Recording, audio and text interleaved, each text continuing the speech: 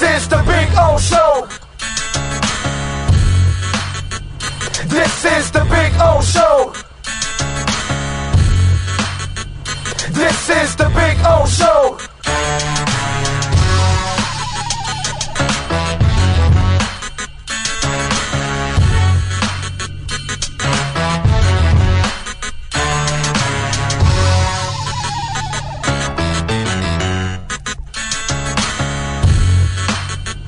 This is the Big O Show. This is the Big O Show.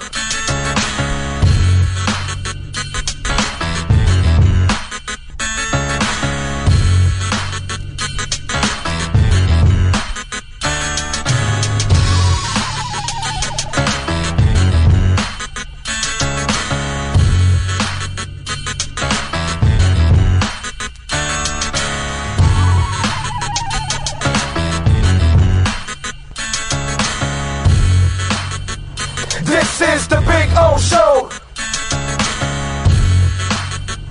This is the Big O Show. This is the Big O Show.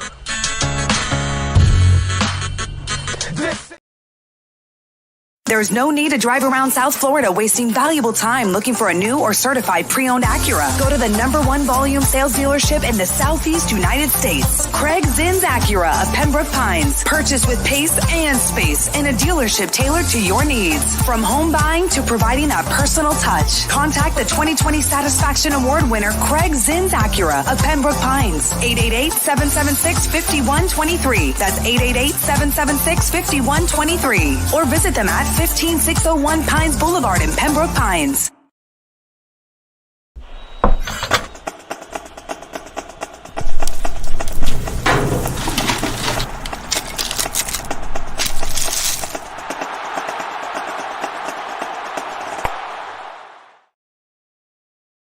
Welton Rayom has more than 62 years of litigation experience handling insurance disputes. They're committed to resolving even the toughest insurance claims quickly. Call them for a free consultation. 954-966-4646. At Welton Rayom, they don't get paid unless you win. Property damage claims to your home, business, or condo as a result of a hurricane. Welton Rayom can help. Water, mold, fire, smoke damage, Welton Rayom can help. Call 954-966-4646.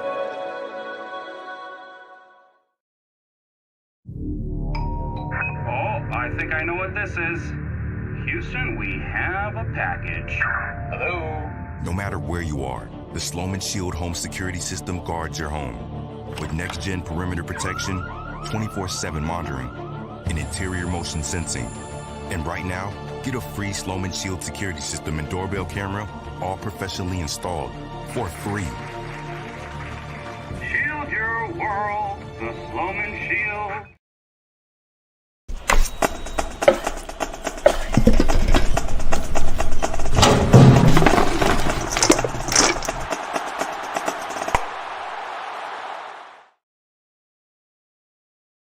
If you're a Miami sports fan, then there's only one store to go to, and that's Caneswear at Miami Fanwear in Davie. They're your one-stop shop for all your inner Miami CF, Canes, Dolphins, Panthers, and Marlins merchandise. They have hats, t-shirts, game day jerseys, and so much more. Located at 2511 South University Drive in Davie, and open 24/7 online at caneswear.com or innermiamiwear.com. Call them at 954-835-5597. Caneswear, the spot where Inner Miami and all Miami sports fans shop.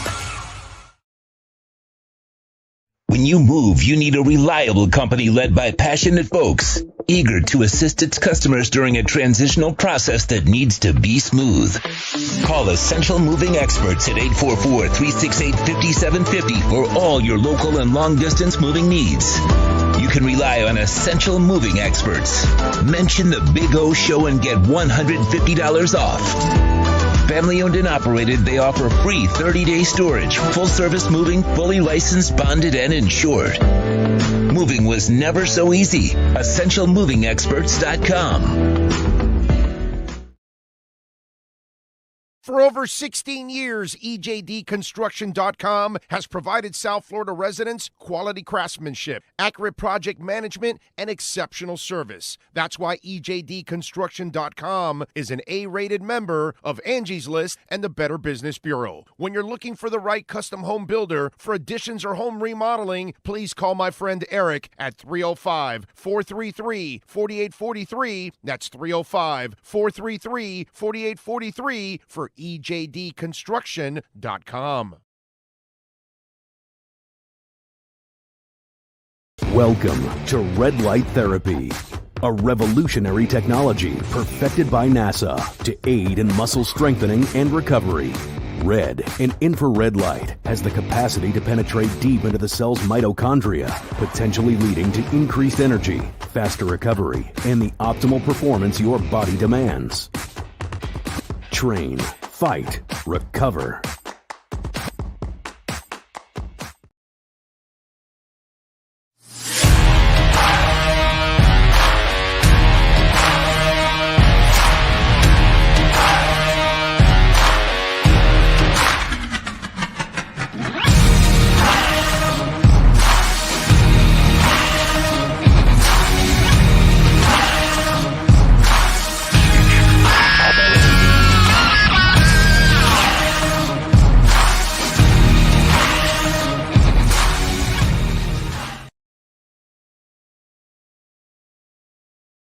Statements or beliefs expressed on the following program by the host, guests, or callers are not necessarily the opinions of FantasyXS.com, Media Group Inc., ownership, management, sponsors, or website. When it comes to South Florida sports teams, very few in the media have witnessed, lived, and covered it like the Big O. Let's start the program dedicated to your favorite South Florida teams with a passion that's unmatched. The Big O Radio Show is on. Here's the Big O.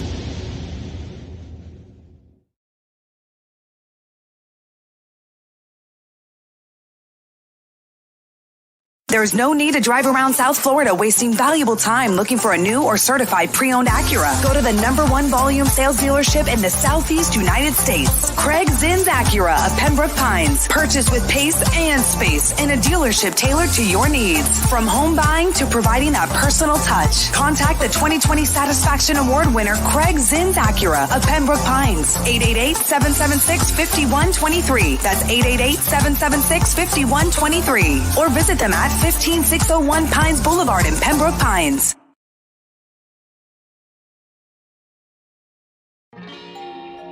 Oh, great. You have a doorbell camera.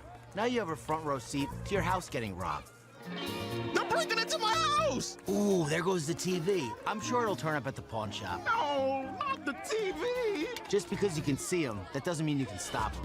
With Slogans, you get 24-hour monitoring, a free home security system, and professional installation. Plus, free doorbell camera, one that'll actually work for you. Get out of my house! Get out of the house! Call 1-800-ALARM-ME.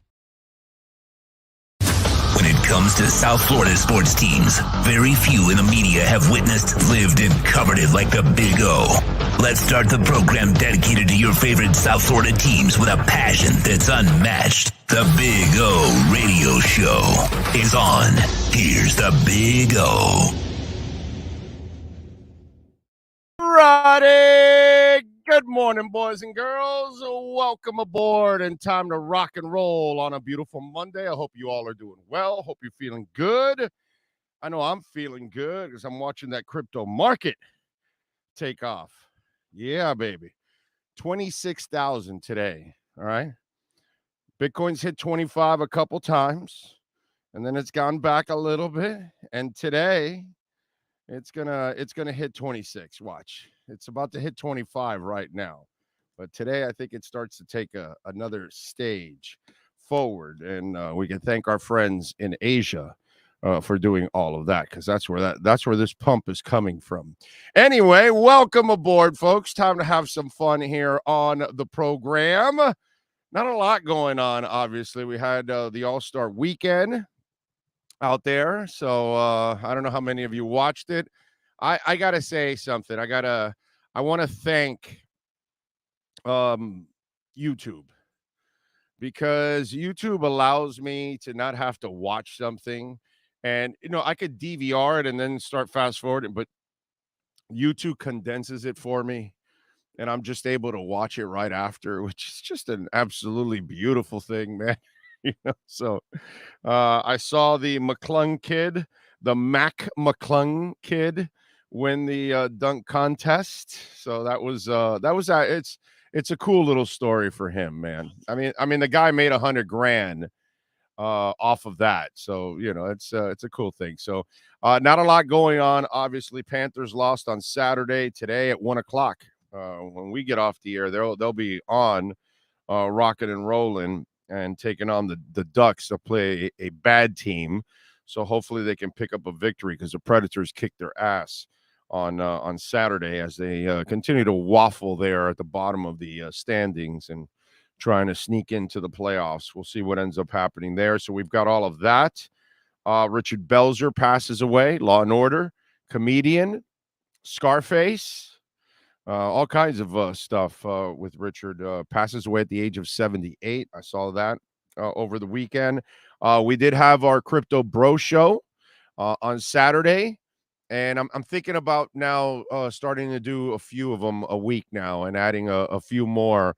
And appreciate it if you haven't seen or either watched or listened to the episode, because you get the options of watching my ugly puss talk about it, or if you want to listen to it, you can do that too on the platform. So you've got all those options. I gave you my crypto picks of the week, and we talked about Polygon, Chainlink, Ethereum, Bitcoin. Talked about some of the big boys and the moves that they're expected to make. So we've got all of that going on. So if you want to check out the crypto show or the crypto segments, which Sean did a great job of breaking some of them up on the video side. So that way, short attention span folks, or you just don't have a lot of time on your hands and you just want to catch a quick segment, you can do that like you do with our regular show. So we've got all of that going on, which is a beautiful thing. What else do we have going on? We've got some stuff in football. We've got the Heat making 2 acquisitions.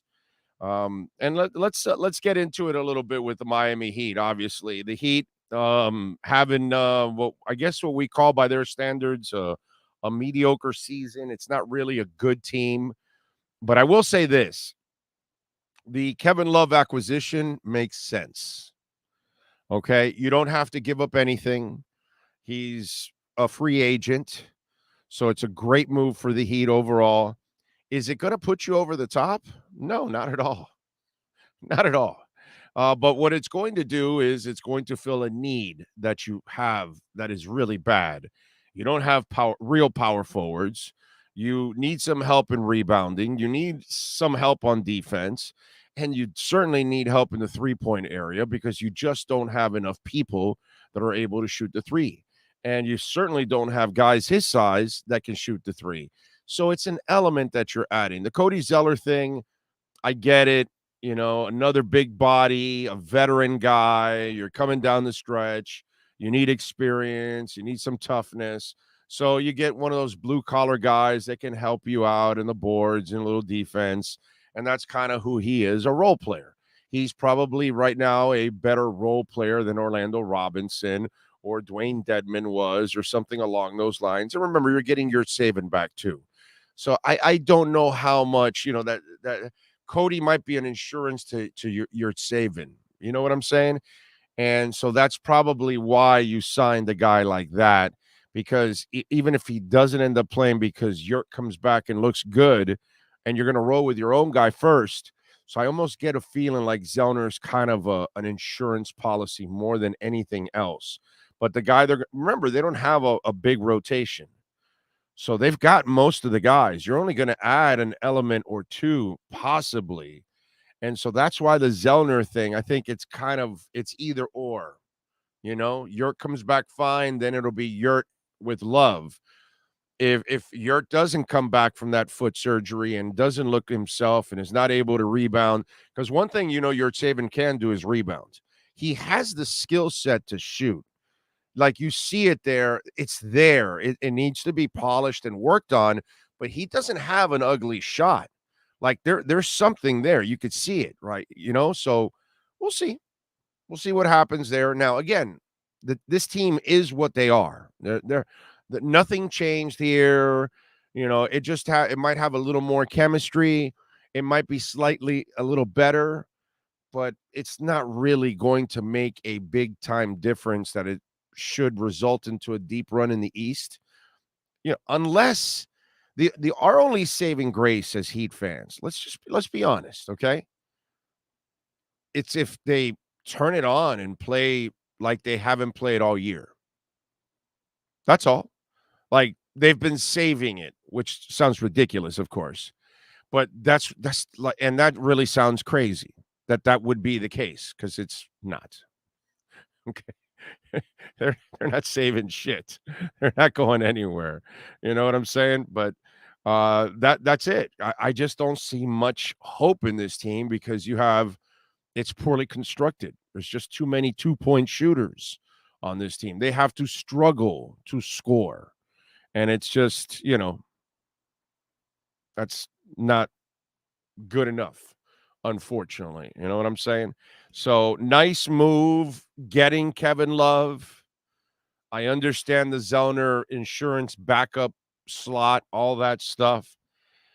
Heat, by the way, are off till Friday when they take on the Bucks, but we'll see what happens. I can't sit here and tell you that I'm excited about the Heat or the prospects of the Heat. I just, there isn't any proof right now that would get me excited. Listen, I'll be happy that at least they make the playoffs. And we can't take that for granted because every city in the NBA doesn't get to do that all the time. And under Pat Riley, I don't know how long he's been here exactly now, but in the last, let's say 25 years, you probably made the playoffs 22 times, 23 or something. You rarely ever miss the playoffs. I'm good. I'm good, and they'll figure it out. They've made a lot of bad decisions. I've said it many times already. Right? I'm not saying for Riley to quit or fire him or Mickey sell the team, but those two, they need to turn it up. They've been on a mediocre streak, and Eric Spoelstra has been bailing their asses out for a while.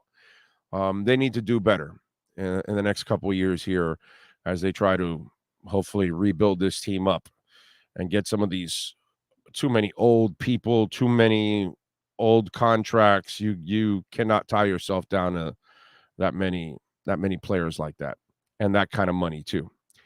Let's go to the roll call. Steve Chapman is in the house. Says All-Star game was tough to watch. I lasted about 5 minutes. Got to do what I do, Steve. Go to YouTube, wait for them to put together the condensed highlights, and then you just watch it real quick within minutes and you're done. Brian Walters is in the house, and he does remind everybody to smash the hell out of the like button. It's very important that you smash the hell out of the like button. Visit our amazing sponsors. Brian Ratke is in the house. Rick D-Man is in the house. Steven Gonzalez is in the house. Two a time. I was so sports starved last night. I tried to watch the NBA All-Star game and lasted about 10 minutes. Yeah, no, I didn't bother to watch the game. I didn't watch anything. I just watched the condensed highlights real quick of the 3-point contest, of the dunk contest, and the DK Metcalf stuff. And that's it. I didn't see anything. I didn't watch 1 second of the All-Star. I don't watch the Pro Bowl. I don't watch the NBA All-Star game. I don't watch the NHL All-Star game. The only game I watch is the baseball All-Star game. It's the only one I watch. It's the only one worth watching. All the other games are a joke. It's just not worth it. Kyle Cockrell is in. Mr. X. Alex Palenzuela.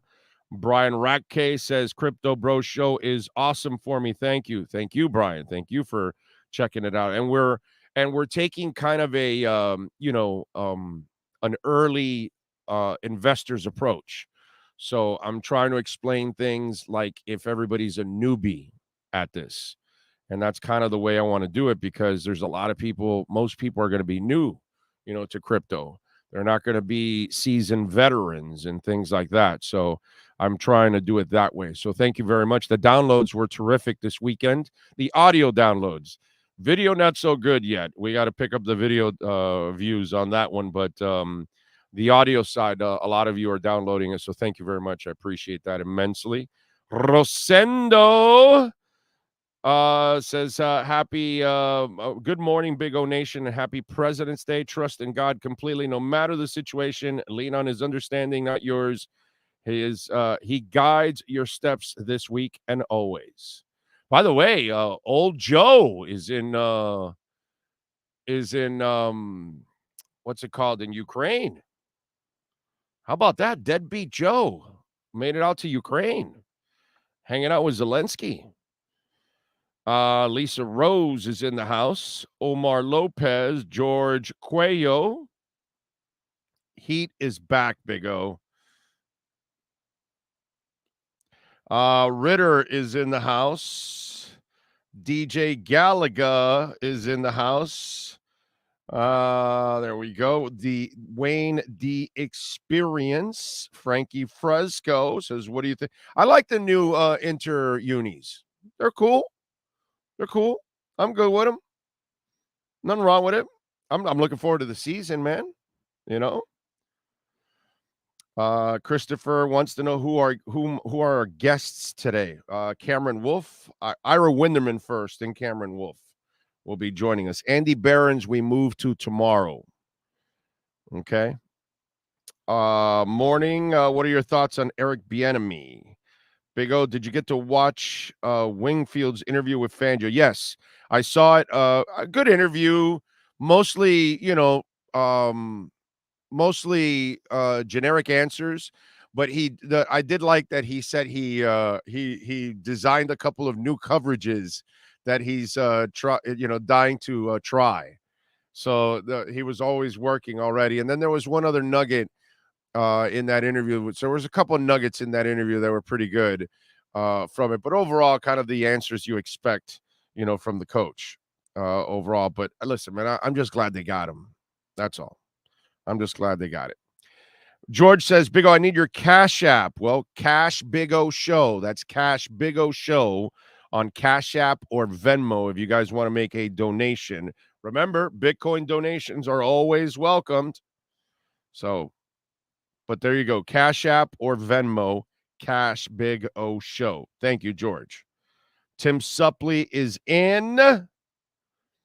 I know it does not matter, but can you articulate on why the Tua canceled the interviews? We talked a little bit about it. Big O, good morning. When you smash the like button for rebroadcast, yes. Yeah, if you haven't hit the like button and it's white and it's empty inside, you want to color it in, man, every time. Any video you go to, do it. And it's not live. The recorded ones, all that. Hell yeah, man. Hit the like button everywhere on all the replays, whatever you're watching. Yes, please. Definitely. We need it. It's very, very important. It's an amazing thing that you're doing for all of us. Good morning, Big O and everyone. It's from Canes Dolphins. Tim Suppley wants to sign one of the Edmonds boys. Lots of people do. We'll find out if they become available. Big O, did you pick a winner already for the boxing event? No, I have not. I will do that today. And we are giving away. All right, here we go. I'm going to get into the Eric Bieniemy thing in a second, but let's get into some of the giveaways. We've got 5 pairs of tickets for the Drone Race League, okay? For those of you that saw our interview, I think it was Thursday, if I'm correct, right? Thursday, we had Alex Vanover on from the Drone Racing League.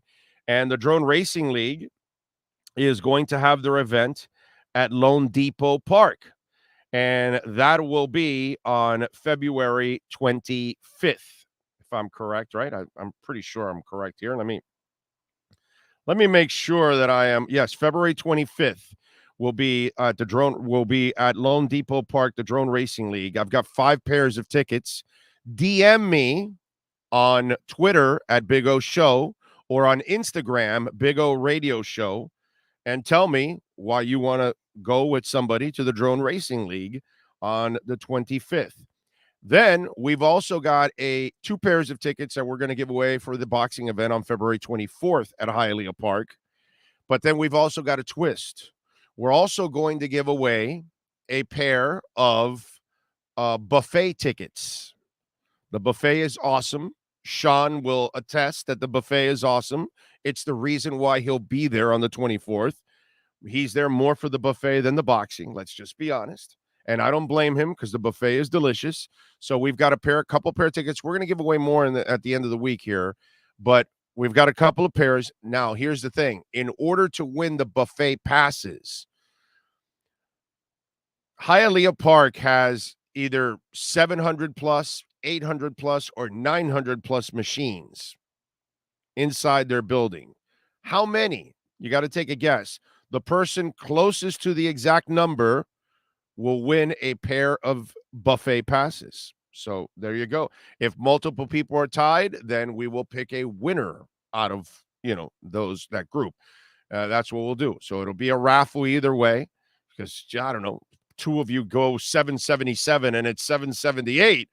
Well, then we've got to pick between you two. So we'll make a little raffle between the 2 winners and we will contact you. Again, DM me, Big O Show on Twitter, Big O Radio Show on Instagram. Okay? Do not tweet me. Let's not clutter the timeline. DM me. Okay? Instagram, Big O Radio Show, Twitter, Big O Show. Okay? For that. And then we've got what's the other thing? I've got something else to give away now. DRL tickets, boxing tickets. Damn it.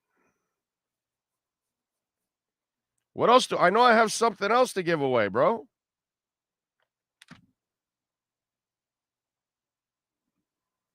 Oh, yes. Youth fair passes. Forgot. So we got that too. You can start that. I will not do today. I'm going to do today and tomorrow. I'll do the DRL and the boxing. So get it in the next 48 hours here. Make your guess and all that stuff if you want to win the buffet tickets. And by the way, the buffet tickets with the boxing tickets. Okay, if you happen to win the boxing tickets without the buffet, don't tell me you're not going then. Okay?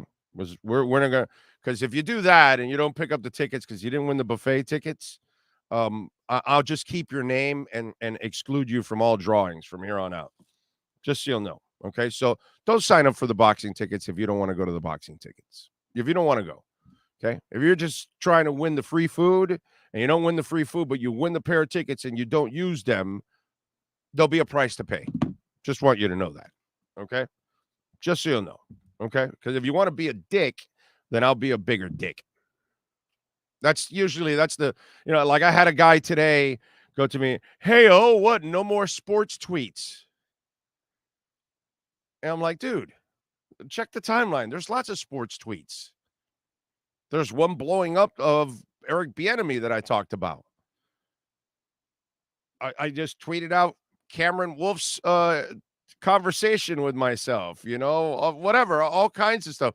But yeah, there's crypto there, there's music, there's Richard Belzer, there's dogs, there's life, maybe some politics so I can have fun at, Joe Biden or Trump's expense or something like that. Sure. If I have a shot at taking a shot at some of the deadbeats that we put in office, for sure, I'm going to do that too. I'm surprised deadbeat Joe made it all the way to Ukraine, bro. I saw Zelensky like walking extra slow just for him. Anyway, so no, it's just like, what do you want, bro? You want dense radio? You want dense Twitter? It's just Neanderthal sports? No, that's not who I am. Our show's a little bit more than just that. So you're going to get sports, but you're going to get a little life, and you're going to get music, and you're going to get all kinds of things. And if you haven't figured that out about me, I can't really help you. Anyway, Big O, those giveaways never comes to me. I won your Super Saiyan Enchantment Forest giveaway in the parade of the giveaway. Never gave crap. What? Too extreme. They were there. You didn't take advantage. If you want them, the tickets were at the will call. If you didn't go, that's your problem, not mine. But the Santa's Enchanted Forest tickets were there. We gave away plenty of them. So, but that's all right. Big O, how is Trump a deadbeat? They're all deadbeats. Oh, no, Trump is a criminal more than a deadbeat, actually. He's a piece of crap more than he is a deadbeat. He's a cheater more than he is a deadbeat. What more? You need me to add more adjectives? He's a loser. He constantly loses. He loses to deadbeats like Joe Biden and Hillary. He lost to Hillary, dude. He lost by 3 million votes to sorry-ass Hillary. You know how pathetic it is to lose to Hillary? Yeah. So Trump's a king-size loser, my brother. So there you go. I hope that was clear enough for you, John Campbell. Anyway, yes, prayers for President Carter. Yes. But he is 94. He's a pretty good man to live 94. You're killing it, bro. Living it to 94, that is awesome. Once you get to the 70s, I think you're blessed. Once you get to the 80s, you're a stud. Once you get to the 90s, you're playing with house money, man. I mean, seriously. It's pretty strong. And the best thing for Jimmy, he did so many good things for people. He was the ultimate philanthropist.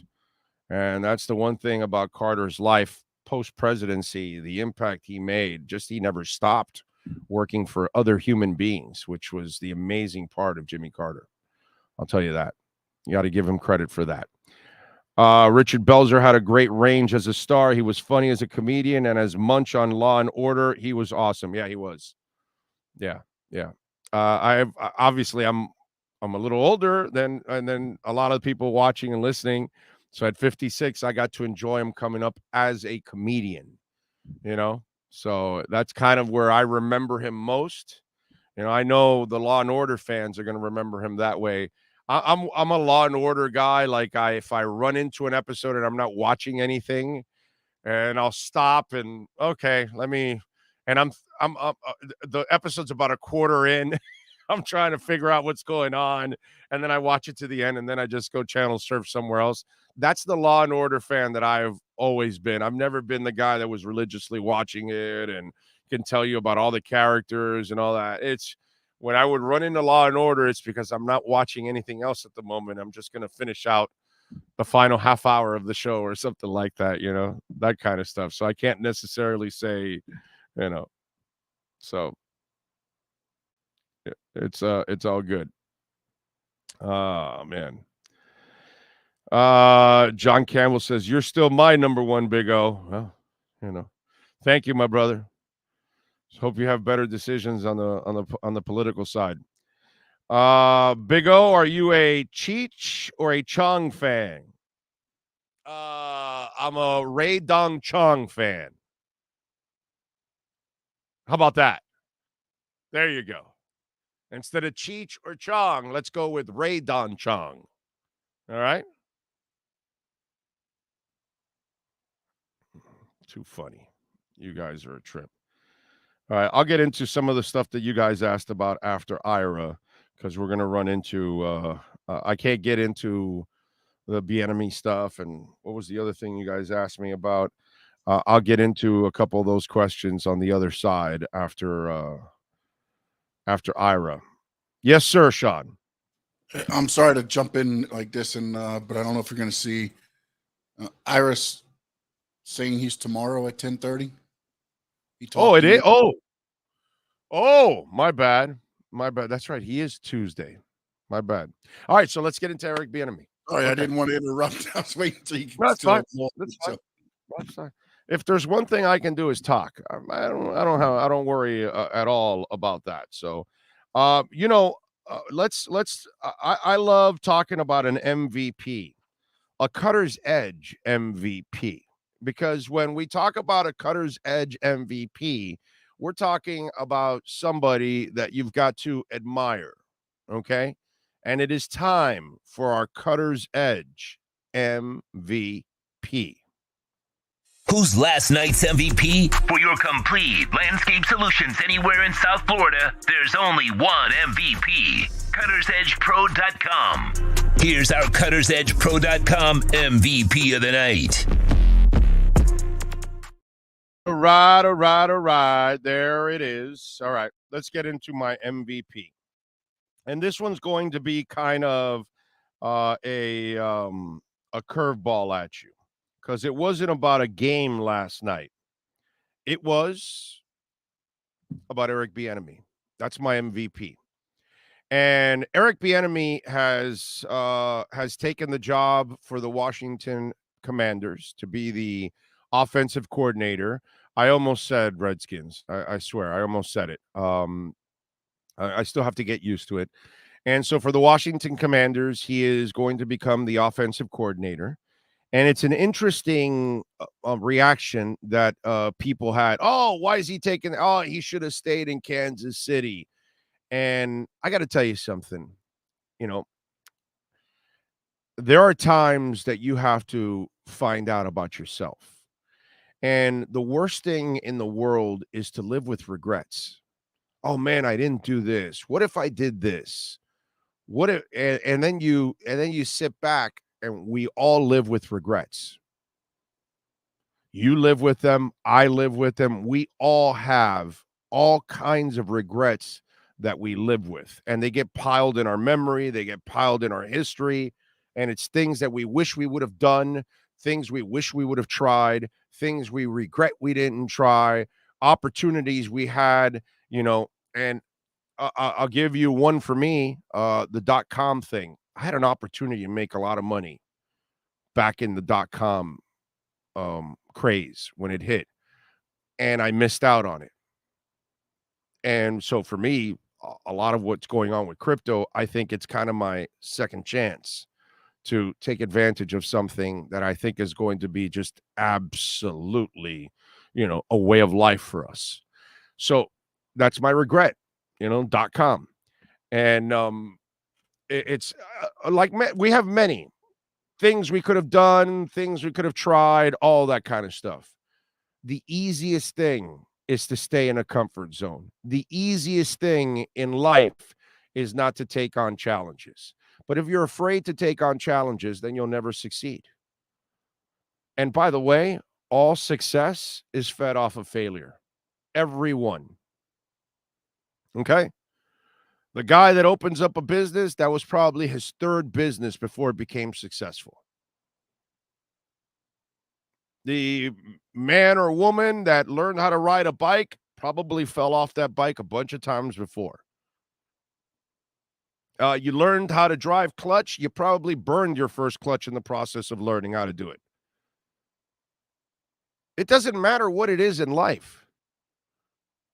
You're going to fail before you succeed, right? You're going to be you're going to be an artist, right? Your first painting is going to suck. But it's going to get better and then better and better because you have a skill set that you are sharpening. And so every bit of success, Michael Jordan was cut from his JV team. He was cut at the high school level. At the JV high school level. And one of the things about failure is I think it all depends on the person. How do you look at failure? Do you look at it like, okay, oh, woe is me? Or do you look at it like, okay, what happened here? Why didn't it work out for me? Okay, this is why it didn't work out for me. Okay, so now this is what I've got to do next time. Because you've got to use your failure as a lesson, not a detriment to try to become successful. You can't use a failure and then give up and say, well, nah, it didn't work out. I couldn't do it. So Eric Bieniemy could easily stay with Andy Reid, the culture of Kansas City, keep running the offense under his shadow, not really getting any of the credit. No matter how much Andy Reid gives you credit, we're not going to give the credit to Nagy or to Peterson or to any of those people until you go out on your own. Because until then, you're under the incredible umbrella that is Andy Reid. So if you want to grow on your own, then you've got to go out on your own. And you've got to take that chance.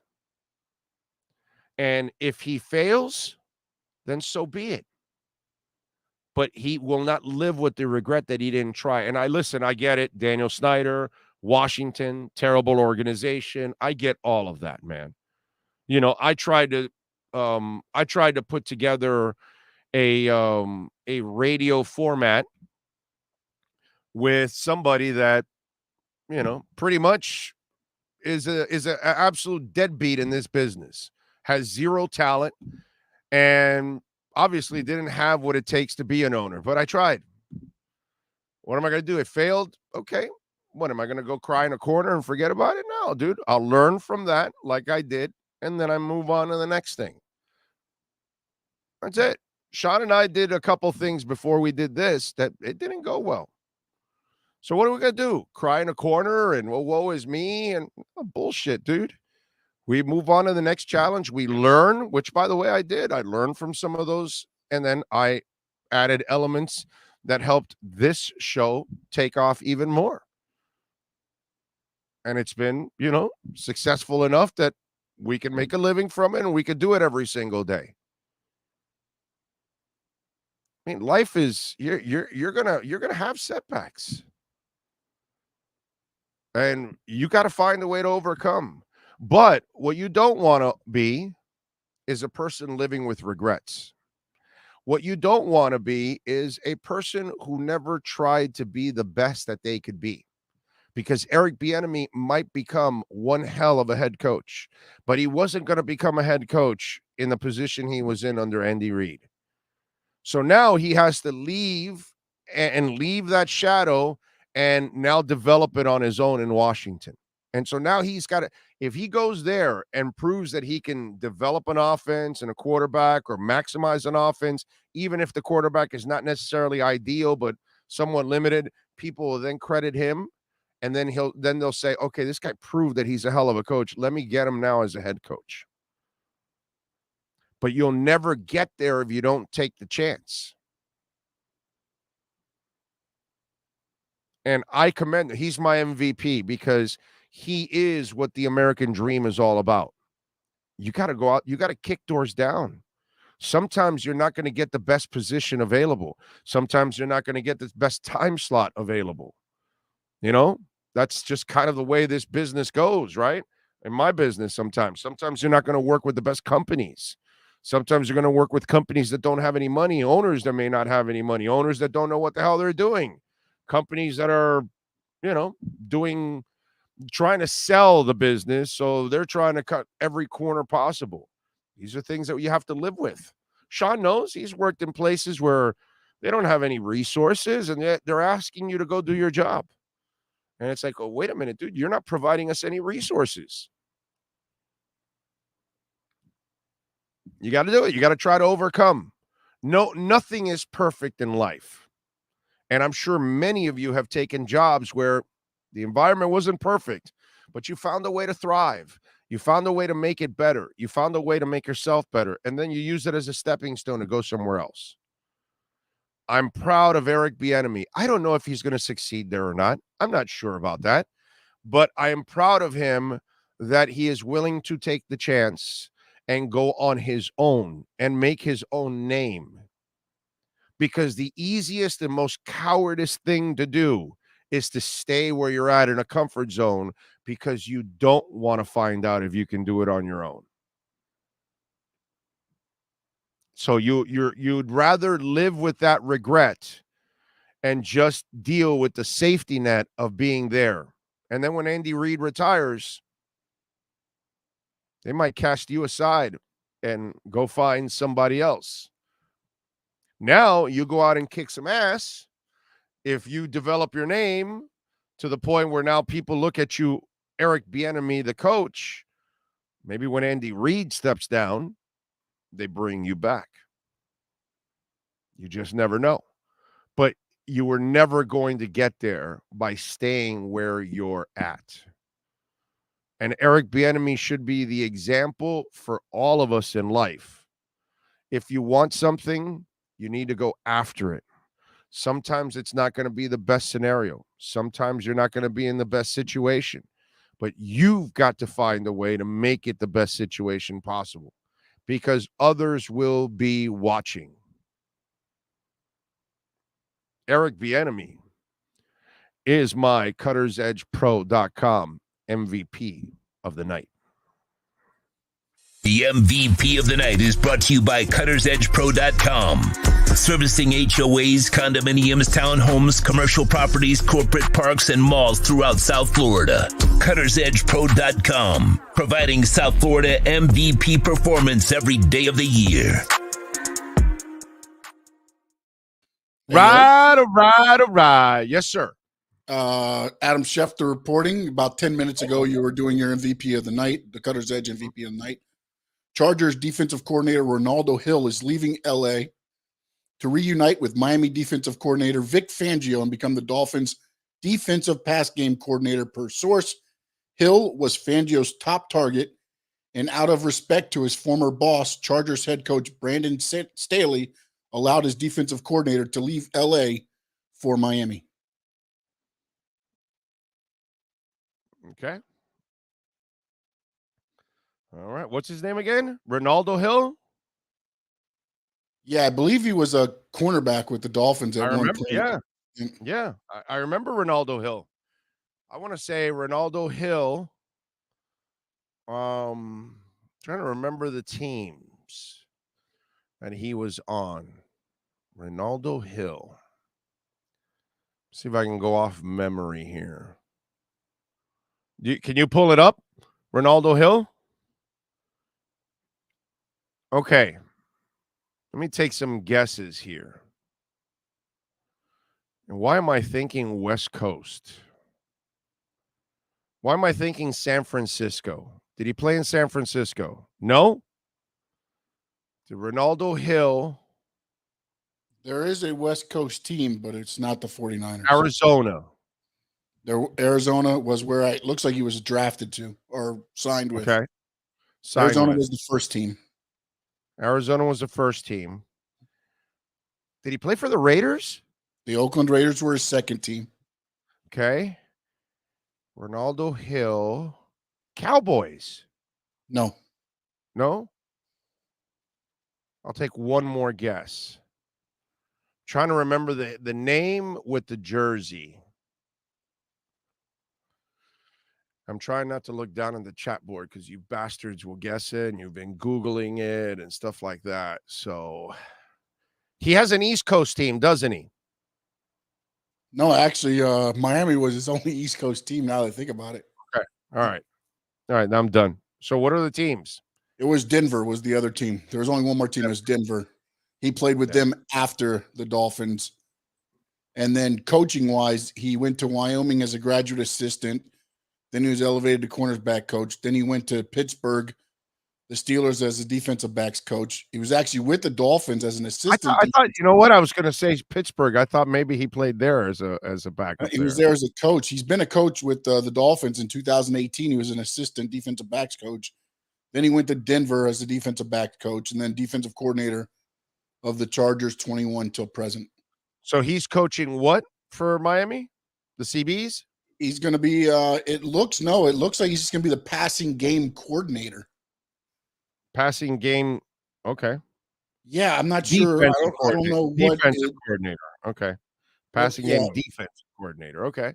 I guess Fangio's going to kind of have a hierarchy below him a little bit where Oh, of course, dude. Yeah, he's going to restructure that whole coaching staff. Well, he's going to bring in the guys he's comfortable with. Yeah, but can they do that? He was a defensive coordinator, and then he goes. Doesn't he have to do a lateral move in the NFL, or is that not? That doesn't matter anymore with the coaches. Well, I think it's probably one of those where his contract was up and they let him like, it was one of those professional courtesy things. Got you. You know what I mean? Like he wants to leave, and maybe it's up or he's got a year left, and it's like, well, what are you going to do? Keep the guy there where he doesn't want to be there and he wants to go somewhere else, and so they let him go. One of those things. So. And maybe Brandon Staley doesn't feel like he needs him that badly. He is a defensive guy. So maybe he feels he can get it. So, all right. But, hey, man, you got to figure, Fangio's going to start structuring this defense to his liking and his people. All right. We'll take it. We'll take Ronaldo Hill. He was kind of an player, but that usually makes the better coaches. Oh man! All right, so Bitcoin have we hit 25? Because we've been screwing around with it. Let me see. 24,984. Damn. VeChain is up almost 8%. It has blown past 3 cents now.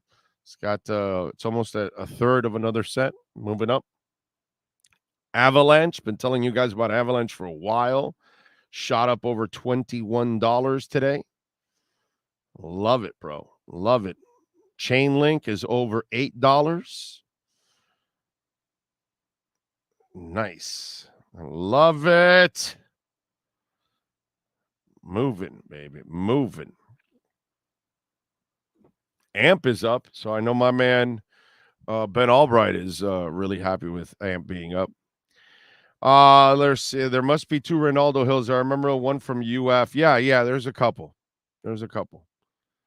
Is Madison still on the staff? Yes. Yeah, Surtan's the one that left. Surtan went to FSU. Madison stayed. Okay. David, Big O, what's your opinion on the 21-year-old Anthony Edwards blasting NBA vets on load management, how they should play through pain?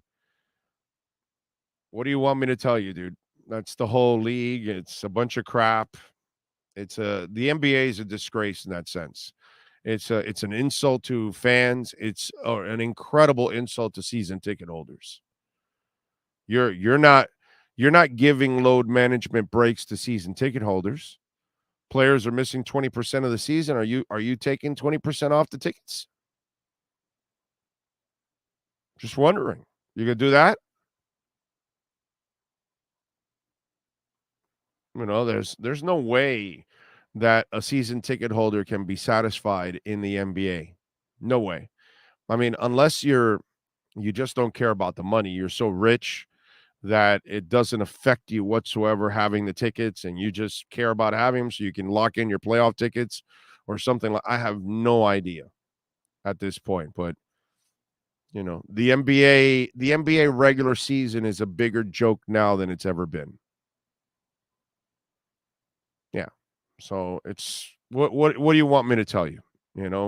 What Anthony Edwards has been saying, the rest of us have been talking about it, but they've convinced us, that the load management stuff and all that they've convinced us that this and that, you got to do it or whatever. So, whatever. Yes, sir.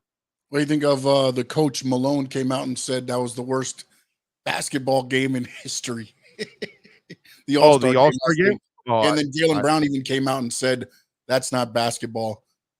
I could see NBA going to something. I would be better off doing like 3-on-3, let them pick their own teams and do miniature games, kind of like what hockey does, just to make it something, like with the NFL and then with the flag football. Just pick a 3-on-3 and do a half-court game with a tournament, maybe 6 teams, let them pick their own teams, come in and I say USA versus the world. And you have a group of European and, whatever, South American and Central American players against American players. And then you put up, an insane amount of money for the winner. What is it? Let's say $1 million per person, what are the rosters hold? 20. So 20 million on the line. and $20 million to the winner, and the loser gets nothing. And that's it. And they will all play hard. They'll play for pride. You know, the international players will play for international basketball. The American players will play for the jingoistic red, white, and blue. And then they'll all play for the one thing that they'll even go play for the Saudis in golf, money. They don't care about anything. They only care about money, right? Since that's what makes the world go round, money. So put 20 million down and make it the world versus the USA. That way you've got, that whole us versus them crap. Fans will be jacked up about it because they are rooting for their Americans. You'll have fans here in this country that are from other countries, and they may be representing other players on the international side. So you'll have some of that back and forth. I think it would light up sports books all over the world, right? From both sides, because guys like Giannis are going to be on the international squad. I'm just saying. So do it that way. If you really want to do something, then, and all this money is there, what's $1 million per player? It's nothing. What's 20 million to the NBA? And plus, you'll get a couple of sponsors behind it, and you'll come up with the 20 million like it's nothing. There you go. That's how you do it. And then we'll see some real basketball. And they'll play. And they'll coach. And they'll actually work at it. But if not, if you're going to do it for, the exhibition that it is, well, then this is what you're going to get. That's why the NBA, the NHL, and NFL are garbage.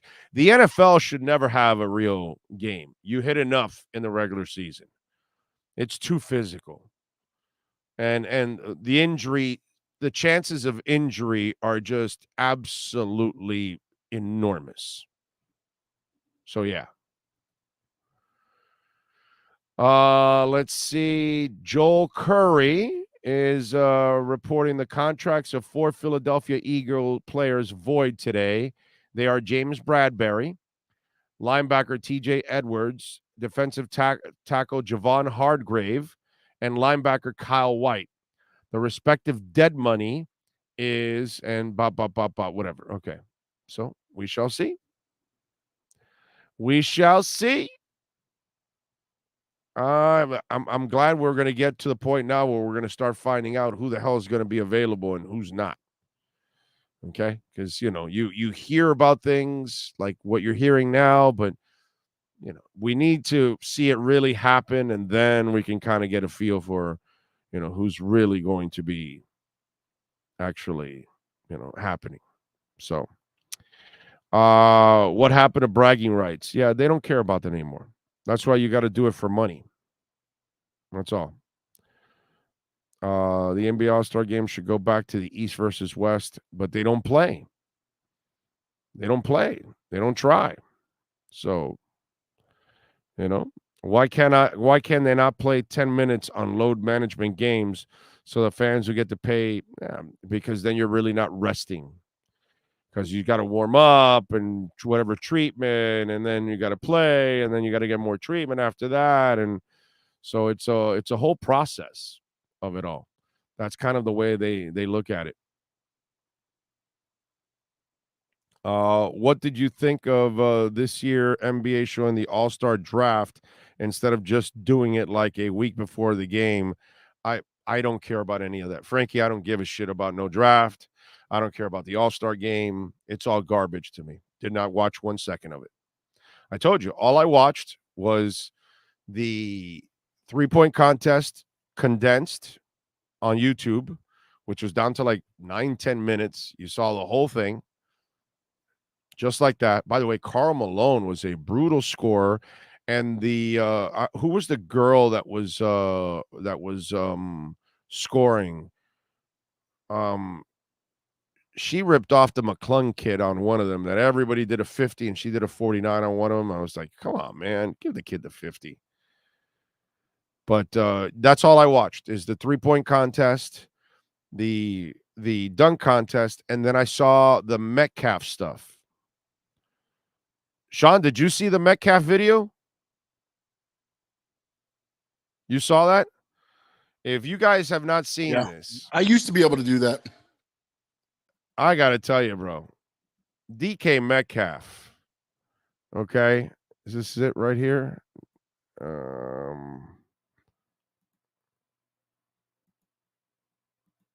I think this is it. Yes, this is it right here. Okay, so this is DK Metcalf. Okay. So now he tells him to throw it up high. You got to check this shit out. I mean, this is sick. You see how high he jumped? I'll show you again. Watch this shit. Are you kidding me? Look where it says switch. The bottom of his feet are right by the H. And it's like right here. Look at that shit. I mean, that's sick. Throw it up. Throw it up. Look at that.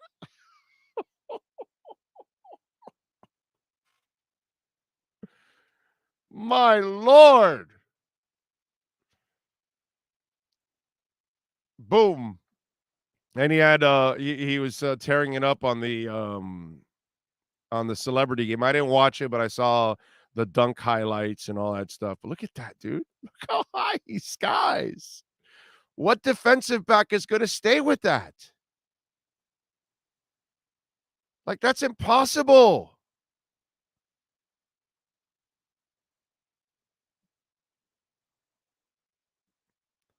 And then after the NFL got a whiff of that, well, then they reached out to DK Metcalf. And they told him, good morning. This is Brian Keller. On behalf of the NFL, you've been selected for PES policy collection tomorrow, February 20th. Please contact me as soon as possible so that we may be able to arrange a time and a place to meet tomorrow.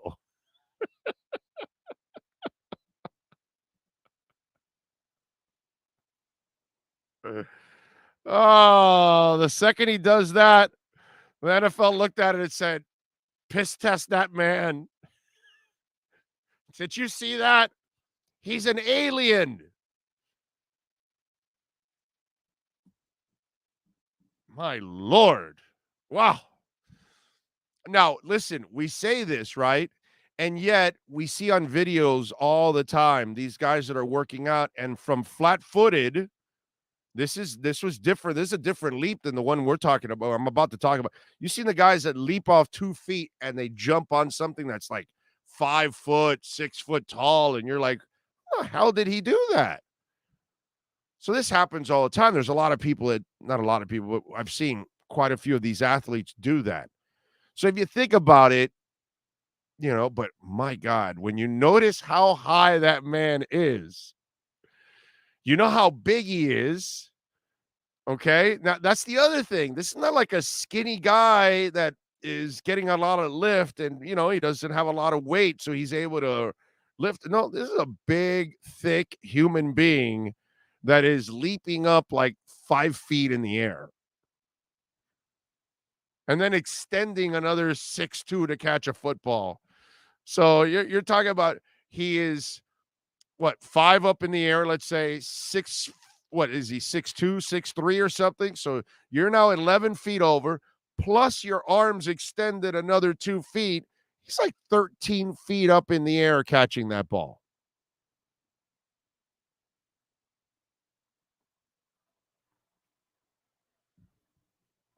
Wow. So it was just, it's crazy, dude. Crazy.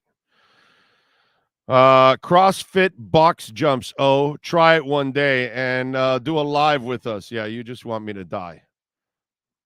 Let's see. Very polite, those drug testers. At least the man said good morning. Oh, man. The NFL said, wow, that's not normal. Drug test him. He's got to be on something.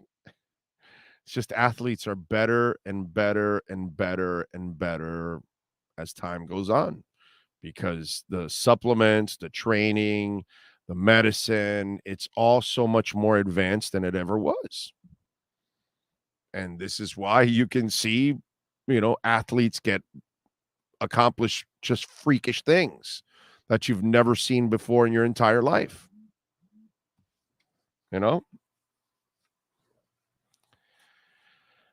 It's like watching the before and after with EJD Construction and Eric and the great people there at 305-433-4843.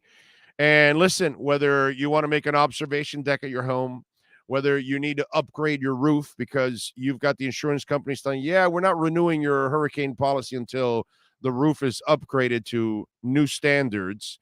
Whatever it is you're doing, remediating your house, which we have a listener that had a fire in their home and they're gutting it all out and they had to remediate it, and they did that and did a fantastic job. Whatever it is, you need to build an extra room in your home. You need to build a second floor. We're talking about custom home construction and major home remodeling. You want to gut that kitchen out and modernize it, right?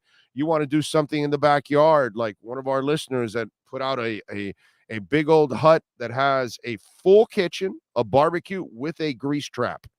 Okay, the grease trap was just like the biggest, like it was so cool to make a grease trap with it all. That's genius. That's like professional.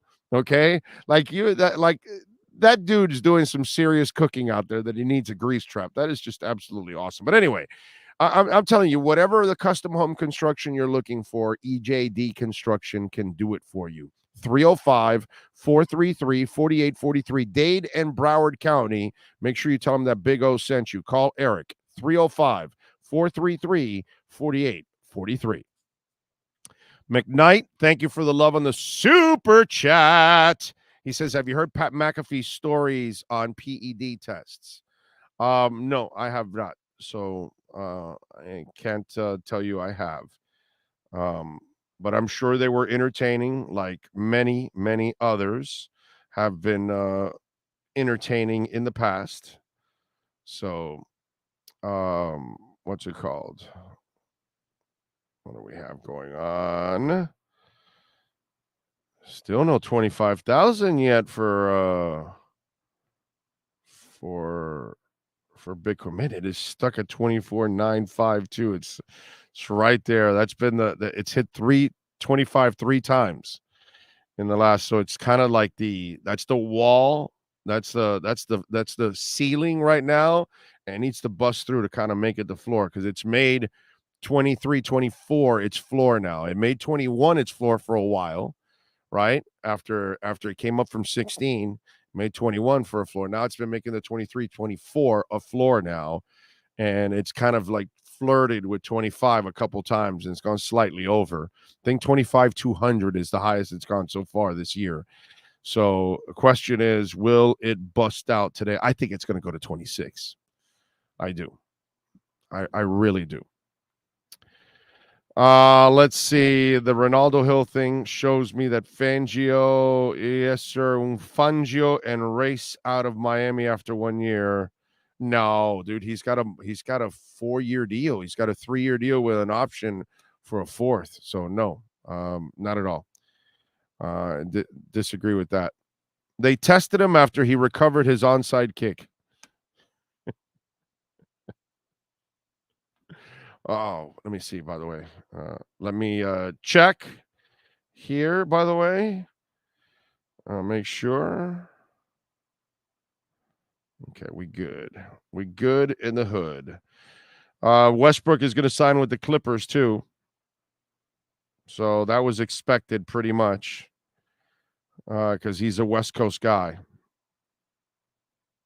So, unfortunately, for those of you that wanted him here, which I don't know why you would want another 2-point shooter here. I did not want anything to do with Russell Westbrook. I didn't think it would make any sense. Love makes sense, but Westbrook would be a detriment to this team, actually. I don't think it would help.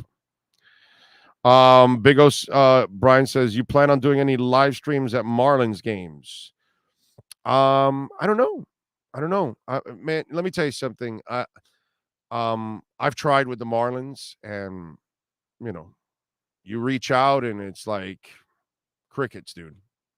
You know, so I don't know what to tell you. It's I'm not sure how they're not inspired to promote their product. So it's hard to continue to reach out to people and you don't get a response. You know what I'm saying?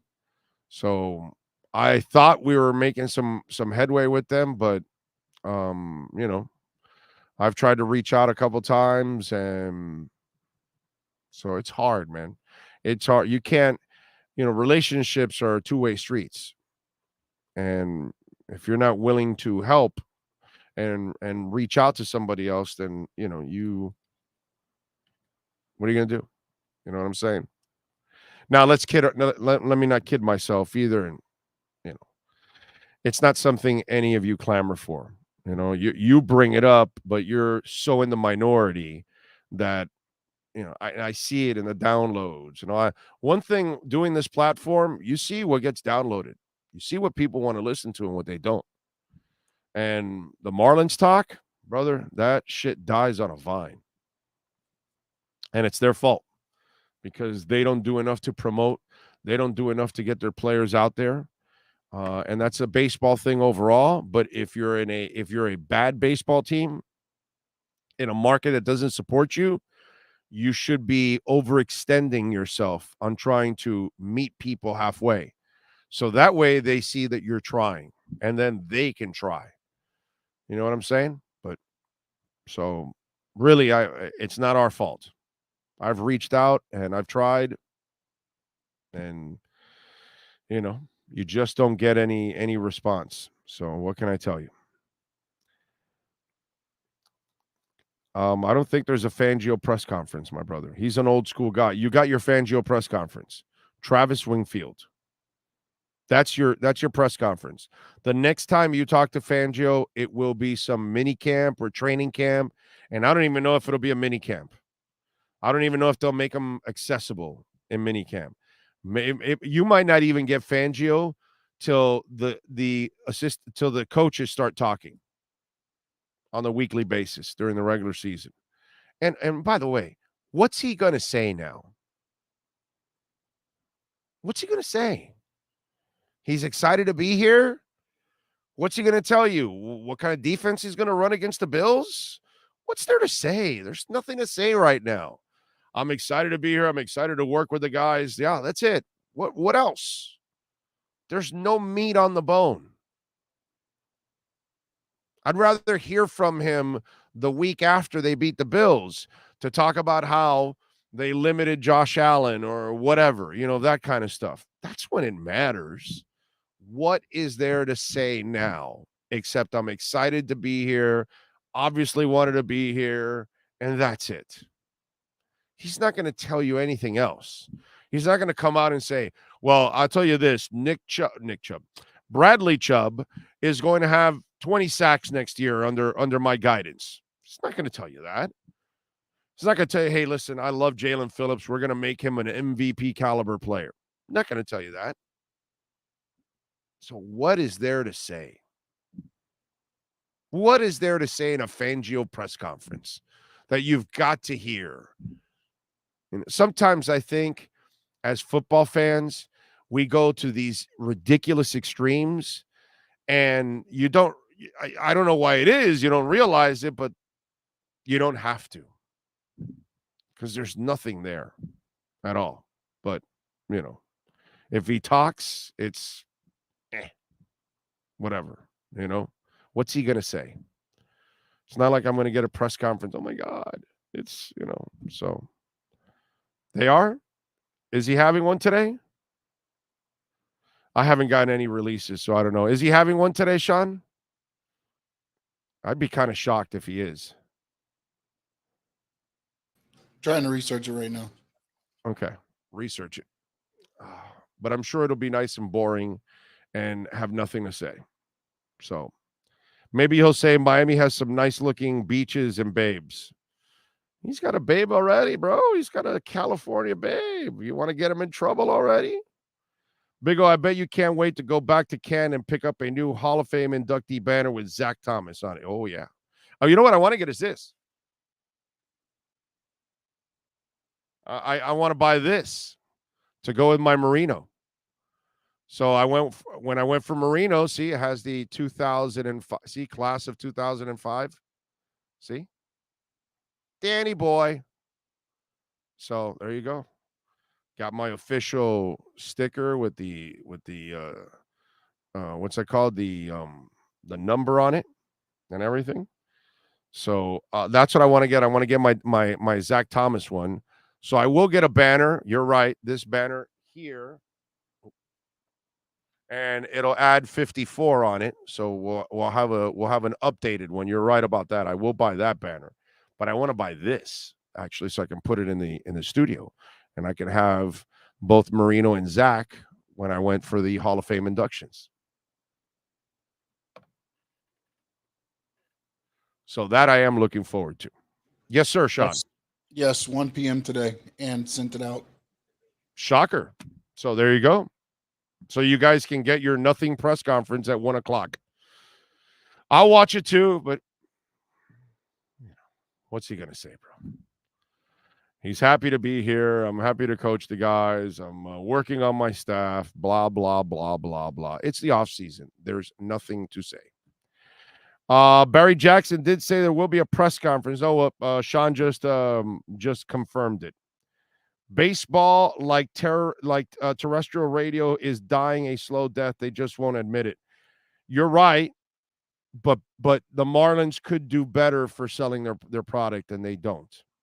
They could meet people halfway, and they don't. Big O, that red recovery hat is doing wonders for you. Yeah. Yeah. I don't know if I can show you guys. I just was blow drying my hair. And come on, man. Come on, man.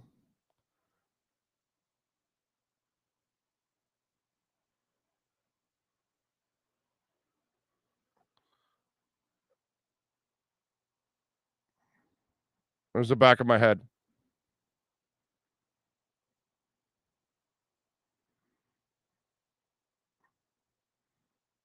The human yarmulke. The human yarmulke. The human yarmulke. There you go. How about that? What can I tell you? What can I tell you? Bitcoin's still not at 25. It's right there, bro. Right there on the brink. I'm a fiend, Big O. I need my Dolphin fix. I'm with you, brother, but there's nothing. There's nothing going on. Fangio can't talk about shit. There's nothing going on. Let's see. It's always interesting to hear from our Dolphin coaches, no matter how boring or useless. Nah, it's not. When it's boring and useless, there's I need something there. You know what I'm saying? I need some substance behind it. That's what I need. That's all. You give me some substance and then I'm good. All right. What else do we have going on? Heat signed Cody Zeller and Kevin Love, as you all know. They're off till Friday. They take on the Bucks. Panthers are back in action today at 1 o'clock. Actually, when I get off the air, I'll have some hockey to watch. And they lost to the Predators on Saturday, 7-3, as they fight and claw to get into the playoffs. We talked a little bit about DK Metcalf. All-Star Weekend. Tyler Hero.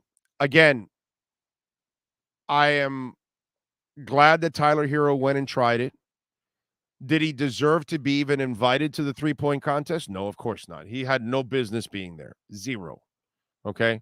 I mean, that's how bad the three-point contest is, that you're putting somebody in that is so far down the totem pole in three-point shooting in the NBA that he doesn't even deserve to be there. But if you're Tyler Hero, what did I just tell you about Eric Bieniemy? Screw that, bro. Tyler's got swag. Tyler could go out there, maybe try, and what the hell, he's fearless. And you just never know. You might be hot that day. Dame Lillard, of course, ended up winning it. And that was cool, by the way. I like the fact that a known stud won one of these contests because it just doesn't happen nearly as much. They're usually fringe players, role players that are winning all this crap. You know what I mean? Like when I was watching the kid that was, what was the name of the kid that was competing against McClung towards the end? Brother, he kept repeating dunks that were already done over and over again. In fact, the one that he did baseline, the Zach LaVine one, was way better years ago. It was like, I'm watching, I'm going, dude, there's no creativity out of all of this. Like you need to bring more to it. And the McClung kid was much more creative, at least. And it was harder, actually, what he did too. But you know, I give Tyler credit for going and trying, okay? And he died out in the first round, you know, but that's kind of why he was supposed to die out in the first round, because he had no business being there. Okay. But I give him credit because even if you have no business being there, he's still that kid that has that fearlessness in him.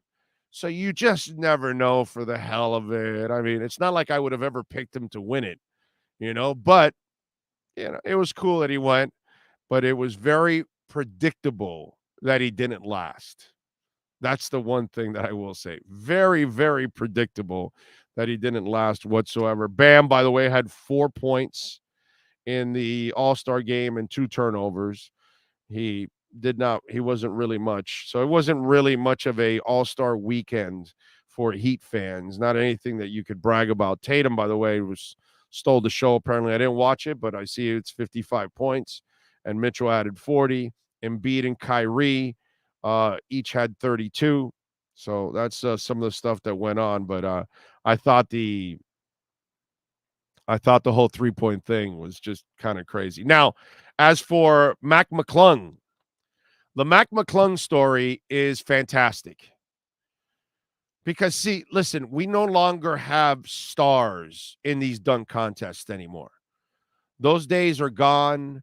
And I got to tell you something. I know for you youngins out there, I'm going to tell you something that means nothing to you, but it's going to mean everything to me. Okay?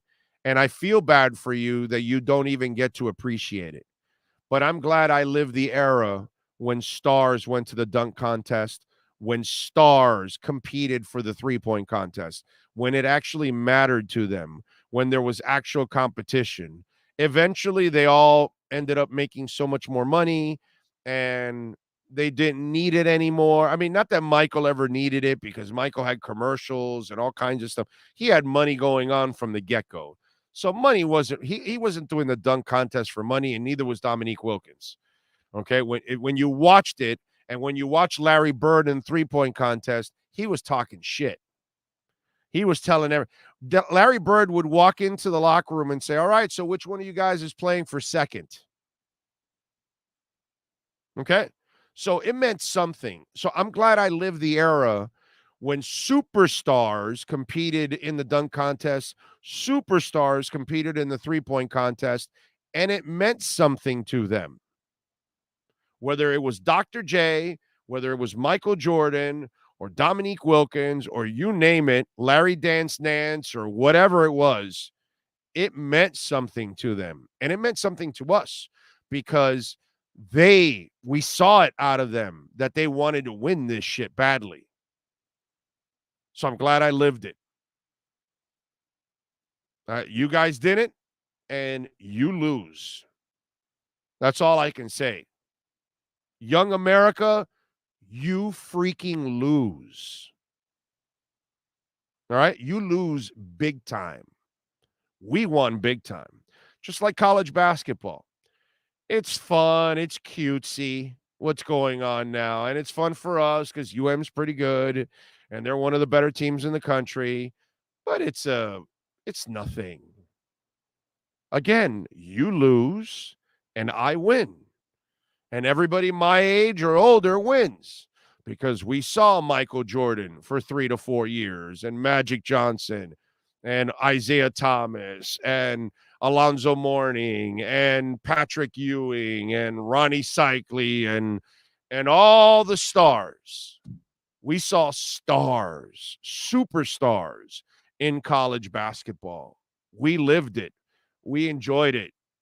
You lose. You lose so badly, it's not even funny how much the younger generation loses. So I'm glad. I'm super happy. I'm super happy that I actually watched Pro Bowl games that actually looked like real football games. I remember John Offerdahl putting Eric Dickerson on his ass at the goal line in a Pro Bowl game.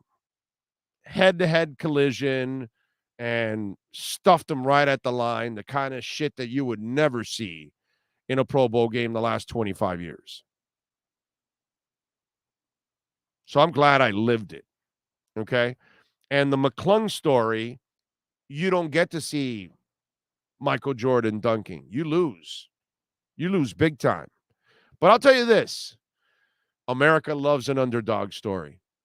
And because your contestants now in the dunk contest are nobodies, they're fringe players, they're nobodies, you ended up allowing a G League player to come up. So guess what? We're Americans. We love the underdog. And then that's where that story becomes a cool story, because here's a kid that is probably not good enough yet to make it in the NBA. I don't know if he ever will be, but he does have a skill set. And you know what this reminds me of? Kenny Walker. Kenny Walker wasn't shit as a basketball player. Okay, he was nothing. He was just a role player at best. He was a dunk highlight in the middle of a game, but you didn't want Kenny Walker on your team as a basketball player. But he went to the dunk contest and, Harold Miner. You don't want Harold Miner on your team. But you knew he could jump and dunk. So that became kind of the novelty behind those kind of dunk contests in those days. This was the novelty in this one. And so you feel good because here's a kid that's fighting for his dream. He made $100,000 that night, which is enormous for him, right? Probably more than he makes in a 10-day contract. Definitely more than he's probably making in the G League. And so, at least he gets this one moment to shine. Everybody got behind it because here's the kid from the G League. And I'm sure to another extent that he's white, because it's kind of, freakish that a white guy, I mean, remember everybody used to freak out with Rex Chapman and his hops, right? It's like, wow, that white kid could jump, that kind of stuff. So I think that also becomes part of the novelty of it, that he's the underdog, the G League player, and oh my God, he's the great white wonder, that kind of stuff. And so it's just it's a great story. It was a fun story. I'm happy for the kid, thinking about it. You look at what the dunk contest is, it's nothing nowadays anymore. It's not something that excites any of us. And this at least adds a little juice to the story, So the Mac McClung story, I really like what I saw there. What else do we have? Corey Foster says, what do I think about Skip Bayless? I guess Corey Foster is new to the show. Devin Jordan, thank you for the love on the super chat. Big O, when does free agency start, and do you see the Dolphins as a major player? They need a right tackle. I don't think they'll be a major player, but I think they'll be a player and they'll get somebody, get a player or two. And free agency starts. Oh man, I got to look up the. You know what? In fact, I wrote it down on one of my show sheets a couple of weeks ago. I'm pretty sure of that. I'm pretty sure I did it. Let me see if I can find it. Hold on. Wait a minute. Let's put some boom in it. Oh, I got some of the dates if you want me to go ahead. Or You do? You got them? Whip it out. All right. So here's February 21st through March 7th. The teams can place the franchise tag on impending unrestricted free agents. I got it. February 21st, franchise tag and transition tags. It will end on March 7th for the transition tags. The combine is the 28th through the 6th. The teams are permitted to talking to free agents on the 13th through the 15th of March. You can talk and negotiate with agents and unrestricted players. March 15th, the league starts. Free agency begins at 4 p.m. April 21st is the deadline for restricted free agents to sign their offer sheets. And April 27th through the 29th is the NFL draft. I told you I wrote this. I told you I don't think I got to it maybe that day. And it was just material that I had on it. So there you go. Once again, February 21st, they can start to lay the franchise tags and transition tags up until March 7th. March 28th through the 6th of March, February 28th through the March 6th is the NFL Combine. March 13th through the 15th, they can start negotiating with agents and unrestricted players. March 15th, the league year starts and free agency starts at 4 p.m. April 21st will be the deadline for restricted free agents to sign their offer sheets. And then the 27th through the 29th of April is the NFL draft. Okay? Thank you, Sean, by the way. So we got that. Got it? Can I give you a combine nugget? Are you ready for the combine nuggets? Because when I go to the combine, I go to talk to NFL people, agents. Maybe I run into some players, whatever, that kind of stuff. I don't care about the shuttle. I don't care how they caught the ball in the, what's that called? The when they're going one way and the other way, it's the what do they call that? I forgot now. But whatever, or the 40 or the bench press or any of that crap, okay? I don't give a shit about any of that. Now, let's have some fun with this now. Okay? And I want you all to check this out. Because there's a lot of you out there that you freak out on how much some guy benches and some guy runs and whatever. The gauntlet, by the way, is what I was thinking at. It's called the gauntlet when they're running through the middle and they're catching it. It's the gauntlet. Like, I don't care.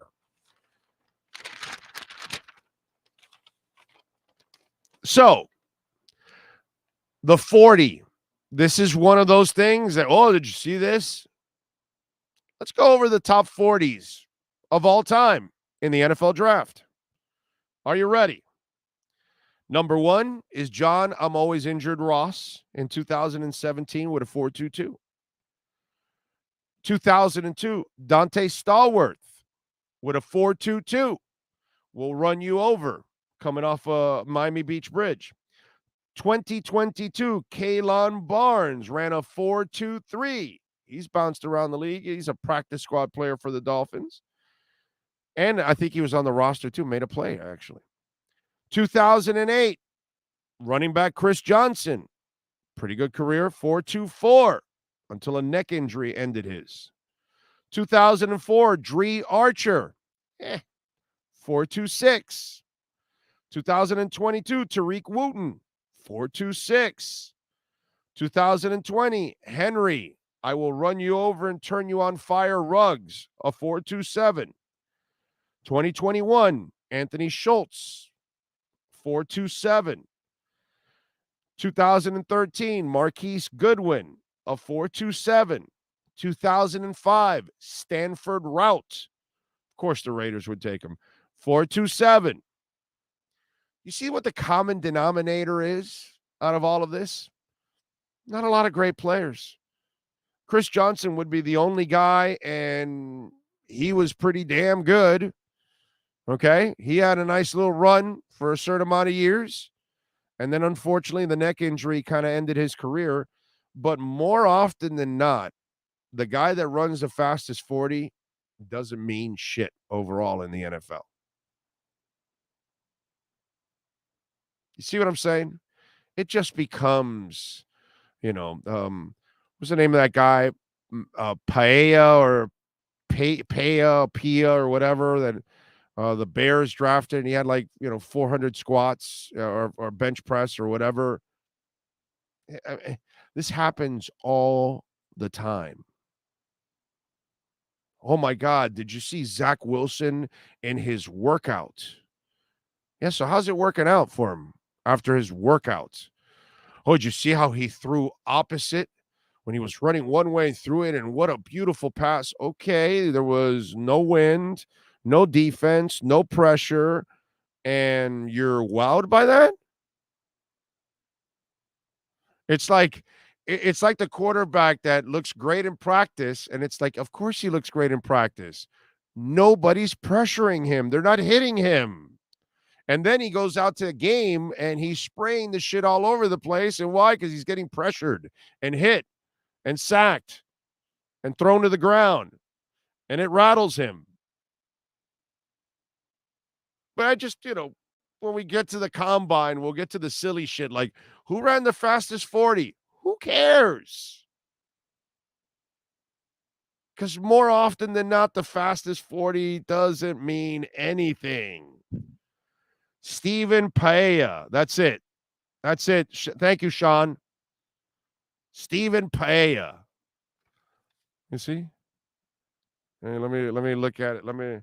I'll show you. Stephen Paella or some whatever.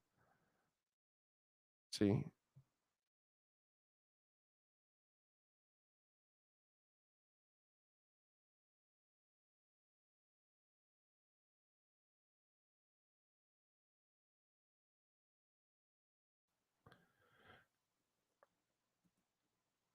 Here we go. Let me see if I have the story. I remember bench press record 49 reps. That's it. Oregon State.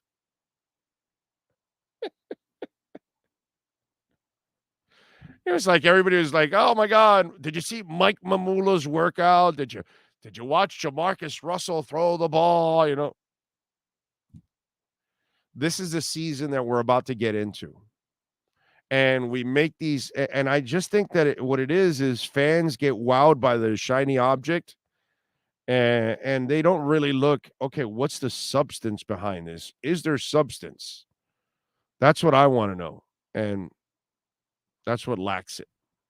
But it's just funny. I just want you guys to look at it. Like, really, Chris Johnson was the only guy there that became like a really good player out of all those guys. So more often than not, it just doesn't mean anything. It's just a workout number. It doesn't mean what kind of a football player you're actually going to be. Anyway. Does anybody remember Mark Walton? He had some flashes of being a great running back for us, but kept getting in trouble. Yes. Chase Barrett. Now's the time of year where QBs we've seen been awful in college are mocked in the top 10 because they throw hard. Yeah, you're right. You're right, Chase. The underwear Olympics are a product of the offseason boredom for fans to have fun with. Yeah. And teams to screw up their positions. Tom Brady had the worst combine. LOL. Right. Remember? He was just a guy. Nothing. Because it doesn't mean anything. It just doesn't, bro. And I saw this article today about all the top 40s, and I looked at it differently than what the article was about. I go, oh, well look at it now. And so this is good perspective that, wow, man, hey man, this thing is, you got some issues here, bro. It doesn't mean much that you get a big 40 time. It's just a matter of a player you like. Did they run well? Are they in good shape? Is he smart? That's the other thing, because some of these guys that might be really talented, he might be dumb as bricks. And then that just doesn't help you sometimes, or a lot of times. Big O, what do you and the Marlins have in common that I love both of you? Okay. Well, we love you too, bro. I just wish the Marlins would love us more back. Would be nice. Yep, Jerry Rice did run. I don't know if it was 4.7, but I think it might have been a 4.6.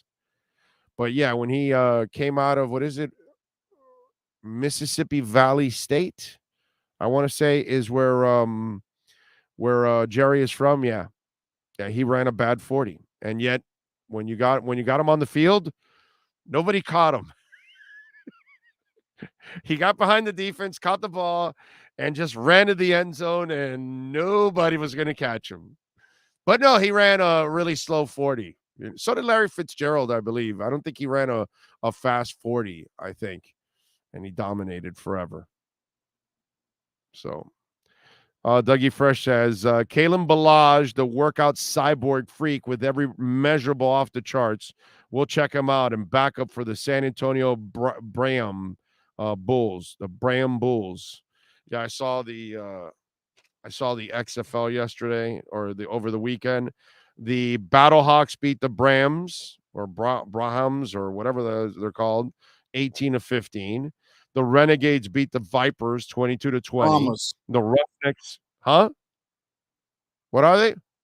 The Brahmas, like the Brahma Bull, the Rock, the Brahma Bull. Oh, okay. So that's how it's pronounced. I didn't watch any of this. Brahma Bull. Okay, there we go. If I would have watched it, I would have probably picked up on the pronunciation. Renegades beat the Vipers 22-20. Roughnecks beat the Guardians 33-12, and the Defenders beat the Sea Dragons 22-18. Did you see who played for the Defenders there, Sean? Did you see who it was? Paxton Lynch team, was it? That I know Paxton Lynch played. I don't know what team, but he wasn't good. King, got lynched. Oh, okay. De'Aaron King plays for the Defenders. Okay, yeah. And he was 1 of 2 for 7 yards, and he had 8 rushes for 14 and a touchdown. Oh. So De'Aaron King did use his legs for a touchdown for the winning Defenders over the Sea Dragons. They had AJ McCarron throwing to Josh Josh Gordon. Josh Gordon, yeah, he had like 70 yards. AJ McCarron, another one that I wrote, 18 of 26, 190 yards and 2 touchdowns. Yeah, because I kind of went through the box scores to kind of look to see who was there. You know what I mean? Now the question is, I need to know, was AJ McCarron's wife there at the game? That's what I need. If anybody watched the game, yeah, because if they went to the sidelines to show her, I might just watch those XFL games just for that. Okay? Because I know Brent Musburger's watching it. If anybody remembers Brent Musburger drooling all over AJ McCarron's girl. She became a thing when he was in Alabama, because she's gorgeous, by the way. So yeah, he outkicked his coverage is what he did. What I did many years ago, outkicking my coverage with my wife. Yes. What did you say? No, I was going to say the interesting thing was the XFL, and I know football with Al Michaels does it a little bit more, but on the actual scoreboard, it shows who who the favorite is and everything. So instead of, like on the bottom, it says, they're 3.5-point favorites. And then they actually bring that into, it was pretty interesting watching it because they did an instant replay where, and I get it, one game at a time is different than the NFL. But as soon as they threw the flag, Dean Blandino, I think was the guy, he's already looking at the play. So as soon as they say, okay, it's a thing, it was almost instantly done. It was already done, the instant replay. So the game never slowed down. It just kind of kept going, and there was a they do the kickoff from the regular thing, but they line the players up 5 yards apart at the 25-yard line. And then once the player catches the ball, then they're able to go. So there's no high collision things. And it, you can break it for a touchdown. Nobody broke it this week, but I see that coming. As there's a couple good little things that they have going, but again, it's one game at a time. It's not were the stands full for these games? No, not necessarily. I mean, they positioned so the camera looked okay, and they went to certain areas, but no, I mean, nothing was. Yeah, I can imagine. Was great. I mean, but they're also in areas where they're playing in the Alamo Dome and things like that, to where there's probably not a whole lot necessarily going on either. So they can maybe. I mean, the football wasn't great, but it wasn't that bad either. So if they keep going, and it kept hinting at they're associated with the NFL. That was one of the things that they kept. They want to be the feeder band for the NFL and this and that, and so we'll see where it goes. They have crossed over with a little bit of a relationship, but it needs to go to the next level. And what I mean by that is, I know Skylar got a lot of play this year, but let's just say Tua stayed healthy and Teddy stayed healthy, and Skylar didn't play. Skylar needs to be sent down to the XFL in the offseason, so then Dolphin fans will want to watch their player develop. So what they need is some of the practice squad players in the NFL, some of those back-end players that you want to invest in, but you can't give them the playing time during the season. Okay, so now you send them to the XFL, and you put them there in that feeder system, get them playing time so they can kind of sharpen their skills in the offseason. When you have that kind of a crossover, then you'll be able to get some of those NFL freaks that, they like the guys that, oh my God, I can't wait for the Fangio press conference, when he's not going to say shit. There's nothing to say. There's nothing earth-shattering that's going to come from that interview today. There's nothing.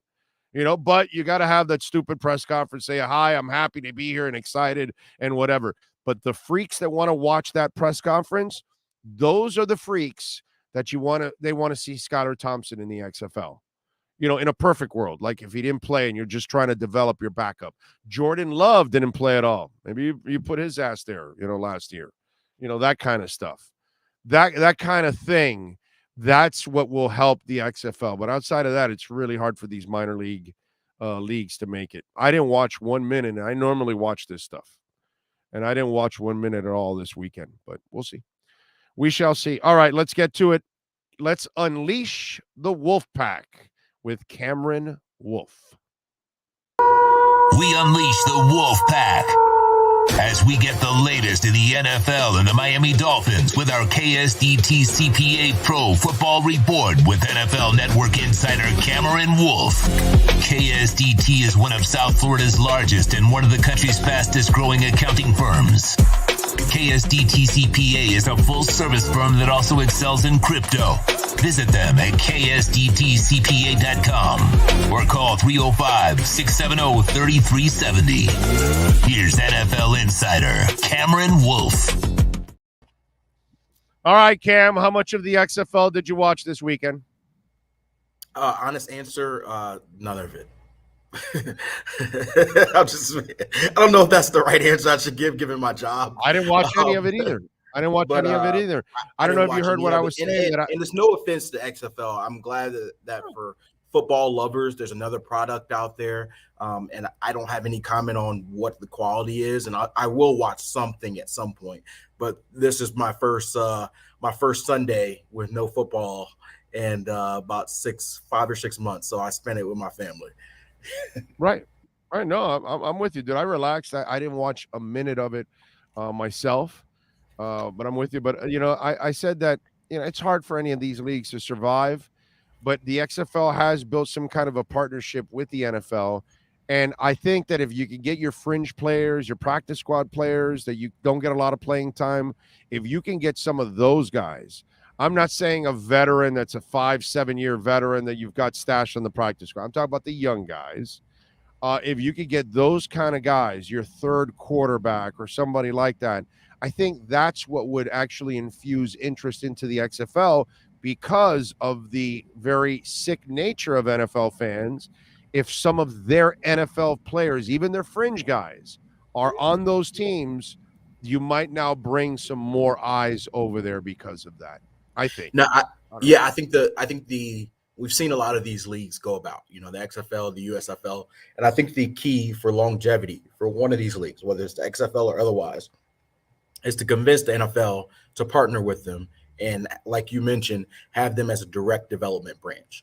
Because let's be frank, we don't have another, and the football's different, but we don't have another sports league where people willingly watch minor league sports. But the football has the best chance. But the only, I think, direct route is one, to have a development wing so that you can, it could be a cycle back and forth, but also because fans can connect to it. And you know how fans are, they get so much, Dolphins fans want to know who's the backup right guard, right now. So they would be following, okay, who's going to be in our pipeline? Who's, can a guy go back down there to develop if he's struggling? If you draft a guy in the 7th round and he's your third string running back or quarterback or linebacker or something of that sort, he can go down there and you still have his rights. And so you can watch him in the off season and get excited about him or get excited what you're building. And it gets guys reps. And particularly for like positions that are hard to develop in season, like quarterback and like the linemen, the trenches, I think that's the most important. That's gotten really bad. That's gotten really bad. Exactly. And that's the hardest position to have good quality, which is why a lot of times these leagues don't have great quality, because the quarterbacks and the trench play, which is the hardest to find, aren't great. The receivers are going to be fine. You're always going to be able to find receivers. You're always going to be able to find some sort of DB to an extent, right? And so it's harder to find the big dudes and the guys who can really sling it as a signal caller. And so those are the guys, to me, development wise. Like, imagine if, I don't know if you had it for every team, but imagine if you had like a Florida team and all 3 Florida teams sent their development affiliates to this team. Yeah, I would imagine that, to Orlando, for example, right? I would imagine Dolphins fans, Jaguars fans, Bucks fans would all watch to see their 7th round pick, their undrafted rookie who may be on the practice squad. And maybe it's only something where practice squad players or guys who you have offseason rights to can play in. Maybe it's not anybody on the 53-man roster, because teams will be worried about, okay, my guy's getting hurt or tearing an ACL in the offseason. Make it just practice squad guys or guys who are on your 90-man who don't make the team. And those are the guys who get it in, So to me, that's developmental guys, bro. Yeah, developmental guys. Yeah. And let me tell you something. A quality control coach can now go in the offseason to be an assistant receivers coach. Mm-hmm. You understand? Like, so that way his development also is happening too. It could go same for scouts. Different ways. Same personnel, for exactly. Dude. Pro personnel, for example. I know half the guys in the XFL in the personnel departments. Yeah, I know half those guys. Yeah, and doesn't mean those guys have to lose their job. They can keep their job, but but the element of this is we're talking about what it means long term. First of all, they've got to survive short term. The problem with a lot of these leagues is they, last time it was COVID, so that was a little unfair. But a lot of times you see these leagues and they fold within 2 years. And so I'm sure the NFL is waiting to see if there's any viability, what the numbers are, what the interest is. They already have Walt Disney and ESPN on board as a TV partner. But what's the interest? How many people are watching? And then once they have interest in it, then it's like, okay, we can put our name behind it and make a development front. But we got to make sure it's well run. Make sure whoever's running it, the Rock's a part of it. They're doing it for a good cause. They're not just, throwing money away or eating the money. You never know with these businesses how it's going through. Make sure it's financially feasible, make sure it's interesting, and make sure they're doing it the right way. And then to me, there's no reason why the NFL shouldn't jump in and get on board. They're always trying to expand. And I'll give you something else that they need to do. And that's, this is, sorry, Canada, I apologize this. They need to make sure that they're paying better than the CFL and take away the CFL's talent too. Because you've got to make it to where you're the second best North American league and you become the feeder system for the CFL and for the NFL's training system. So that way you've got that's where you've got to make sure that you're not losing a player to the CFL and then you're getting the third level player on top of all of that. That I think is, again, nothing personal against the CFL, but if the XFL wants to survive, you've got to make sure that if the player can't make it in the NFL, he wants to go immediately to the XFL, not the CFL. And you and I, we know enough agents. Agents already have trouble convincing guys just to go to the CFL as it is. And guys generally really don't want to go to the CFL, but they have to go to the CFL in order to keep their dream alive, make money the way they love making money playing football, whatever it is. You know what I mean? But you know how it is. Yep. You've heard the stories. Agents will tell you that, they'll have a guy in the CFL and the guy's freaking calling them every day, complaining about being, in the CFL and that kind of stuff. So I think it's very important that the XFL also creates the kind of place that those players will gravitate to instead of going up north. Yeah, absolutely. I mean, that's all a part of the long-term growth process. I think the XFL would be success-wise. And also, like we're seeing, and I think I heard you guys talking about it before I came on, but also it allows the NFL to try different rules or different elements of the league they're coming. Like I saw the replay element. I didn't see it live, but I saw people talking on Twitter about how good it was to see the transparency of the replay system to go about, challenges. Obviously, that's a huge issue in the NFL. We talk about it every Sunday. Is it a catch? Is it not a catch? Why are they overturning this rule? Like, you can try this sort of thing, see how it works. If it doesn't work, it never reaches the NFL. If it does work, then you can push it through. Same thing as far as like, okay, do we want to challenge roughing the passer penalties, right? Like, or some of these things, like you can play with different things here and see if it works. And if it does, push it up. Like this league can be a practice element for the league in a lot of respects. And so I'm excited about the potential, but I think it's very, very key for this next, I don't know how long it is, a year, 2 years, 3 years, that they're on their own to be able to succeed as is and get people interested in it in whatever capacity and get players wanting to go. Because that's the other thing. If you're a practice squad guy, would you rather just wait until the offseason and take your chances in the league, or would you rather get reps in the XFL? The XFL's got to make it convincing for me, whether it be salary, whether it be the exposure, and there be a direct pipeline. I've got to be able to see players from the XFL get signed to the NFL and continue their dream that way. Are you in camp? Camp? Yeah, like Dolphins camp. I don't know. Yeah, it looks like you're in some facility. Yeah, I'm at the Dolphins facility. So you're there for Fangio's press conference at 1? Yeah, you see the Dolphins thing right here? Yeah. Oh, okay. So you're in your NFL Network room. Yeah, I'm in my NFL Network layer. So as you see, I got a dress shirt on. I'm about to put a suit on in a little bit. I've got TV right after Vic Fangio's presser. So I'll be on today at 1:30, 2:20, 2:40, and 2:55. So they're using me a good bit today. So so I'll go. Vic Fangio's talking at 1. There's nothing going on, so they've got to milk whatever the hell they've got. Exactly, but hey, we're gonna give you good content. You've got to come up with something interesting out of a press conference that's really not going to have anything really pretty much interesting. Right. Although I will say, I like the little nugget he gave Wingfield that he said, "Well, I've already figured out a couple of new coverages I want to try." So that was actually a nice little nugget. You never know. Vic's a different dude. He may say something, but I also have some nuggets like that I can share from players I've talked to and just kind of what you should expect as far as his defense. And obviously the news today that they brought in Ronaldo Hill to be the defensive pass game coordinator. And so I'm going to provide good insight for people to come on NFL Network and watch and get some elements there. But yeah, obviously today we'll be doing a lot on that. We'll talk a little bit of off season as well, looking ahead to, free agency and what could be options there I'll talk some Dolphins, I'll talk some Jaguars, and I'll talk some Carolina Panthers. So that'll be my day. What do we know about Wilkins and Sealer? Yeah, obviously Wilkins is under contract for his 5th-year option.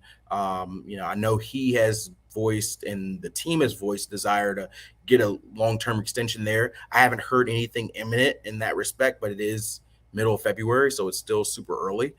So there's no concern about him not being a Dolphin this year. It's just about long term and what that number looks like. So I think they want everything to be done. I'd imagine there's some sort of extension before the season if I had to guess on it, but the timeline of that, it doesn't seem like there's anything that I can report immediately. And I think Zach Sealer's a guy that, you know, they want to keep here too. The thing that Vic has to see, which he made clear in Travis's interview, and I'm sure he'll make clear again today, is he wants to see these guys. And so as the head coach of the defense, although we know that Christian Wilkins is a pillar here and Zach Sealer's been a baller, I think he's going to want to know what these guys look like as he puts in his new scheme before fully committing to them being long-term pieces. Now, I don't think you have anything to worry about on those two guys, but maybe there's no rush into signing these guys to an extension until he gets them in their program in training camp, and then maybe you start to see some of these things trickle out. Yeah, no, but I think the way I kind of look at it is in order for you to kind of know what the hell you're doing in free agency, you're going to have to try to settle these things as quickly as possible so you can already negotiate that first year salary and lower it down and those kind of things to kind of set yourself up. You're not I don't think this is a process where you attack free agency and then you come back to Wilkins and Sealer. You know what I'm saying? So there has to be a order, and I would imagine that they're really early in the pecking order of the offseason. Yeah, like I said, I don't know for sure there. Maybe Vic, I doubt Vic will give us anything on that. But I think the Wilkins number is a little bigger. The Sealer number is not that huge. But I think what you'll probably see, first of all, is them going about restructuring. So you'll restructure some deals and get cap space that way first for guys who will be here long term. Maybe a Tyreek Hill. Right. Maybe you go back to a Armstead, if Connor Williams. And Connor Williams, you know, these are guys who you know are probably going to be pieces. You give them extensions, and then maybe Wilkins is a part of that group, right? So all of it depends on your cap if you have to fit things through. But if you're talking about a big money extension, which Wilkins is probably going to get some big money, given how he's played, then you know you're going to want to make sure that's done right. And so I don't know where they are. I'm sure there's been some conversation. A lot of these things pick up at the combine or leading up to the combine, and so I'm sure if there hasn't been, there will be some conversation between Christian Wilkins' agent and the Dolphins at the combine, and they will see where they are. And maybe that's where the start of a deal is coming out, or maybe they say we table this until later in the offseason. That's a lot of what the combine conversations are for. What the hell was this? Yeah, wow. Man, that was shocking to me to see. Look at the H. Look at the H. Okay? Look at the H is on his shoulder. Look at that. Jesus. The H is on his shoulder, the top of his shoulder. Yep. And when he jumps, the bottom of the feet, at the top of the H. Yep. Get the hell out of here. Yep. That is wild. And there were several players, and this is how I know it's shocking, because we see stuff and it's shocking, but we don't really fully grasp how good NFL athletes are. But I saw players talking about how crazy this was. It's the wildest thing they've ever seen. And these are the best athletes in the world. I've watched this. I've watched that video at least 50 times to try to figure out what's fake about it. Because I'm I know he's doing this. Bro. He's doing this for a commercial, obviously. So I'm there has to be something, but I can't figure it out.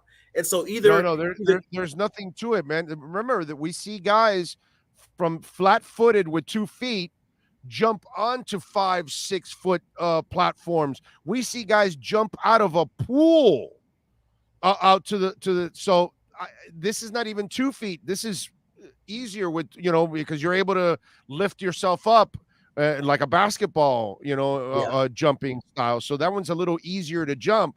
But my Lord, that guy is talented. DK is an amazing athlete, probably, and it's crazy because I don't know if you saw the NBA All-Star game. He was a part of the celebrity basketball game, and he won slamming MVP. all over the place. Yeah, right. And so, I remember, I don't know if you ever seen the Jason Kelce and Travis Kelce podcast, right? They have the New Heights podcast, and one of their episodes was about can NFL players play in the NBA, and Jason Kelce's response was no. Nobody can play in the NBA because of how great athletes they are, how different. So DK, and probably he's right, but DK's probably got the best chance. of anybody. If anybody could play, I don't know in the about his league, handles. That's the problem with those kind of guys. I don't think but they the thing have about the the NBA handle. is you can put him in a role. You can put him in a role where his role, he's the athlete. He's doing a lot of cutting. He's doing a lot of dunking. I don't know what his defensive like Kardashian's bang boy, Tristan Thompson. Yeah, Right. yeah. He's not about handles or anything. He's just under the Right. rim, rebounding. Yeah, all that. yeah. Obviously, he's not going to come in there and be, Donovan Mitchell, LeBron James, Jimmy Butler. But can he be a bench player where he can get you 5 or 10 minutes, high energy, athleticism? I don't know what his defense ability is or his shooting ability, but can he hit an occasional corner three? Can he play some defense? If you can do that, then maybe he can give you 5 or 10 minutes off the bench as a rotation 8th or 9th guy on your bench. I don't know. Maybe, but obviously he's not going to be a star. And I see what you're putting up here, the PD policy there. Yeah, that's the league saw that. It was like, nope, we got to test this dude. It's always funny the random selection. But it's like I don't know how the process. It's insulting too. It's insulting too. I get it. You guys got to do your job. I get that there's a CBA and the NFL owners have agreed to this, and you got all that. And I get that everybody sees that, and then immediately we think, oh, that guy must be cheating. But we also have to come to the realization that not everybody cheats, and really athletes are just getting better and better and better every year because the training, the medicine, the supplements, everything is better, dude. And that's why these athletes are getting better, and they're much more in tune with their bodies from a very young age compared to the guys that I grew up with that were drinking beer and bullshitting all off season, and they actually used training camp to actually like get in shape. Yeah. That's how they used to do it. They would get there out of shape. These guys are in exceptional condition year round, bro. Yep. It's a different world now. You know what I mean? Yeah. And again, how many guys do we see flat-footed jumping onto platforms all off season? We see that all the time, bro. Yep. All the time. Yep. This is nothing new, but it's still freakish to watch a guy like DK Metcalf. Oh my God.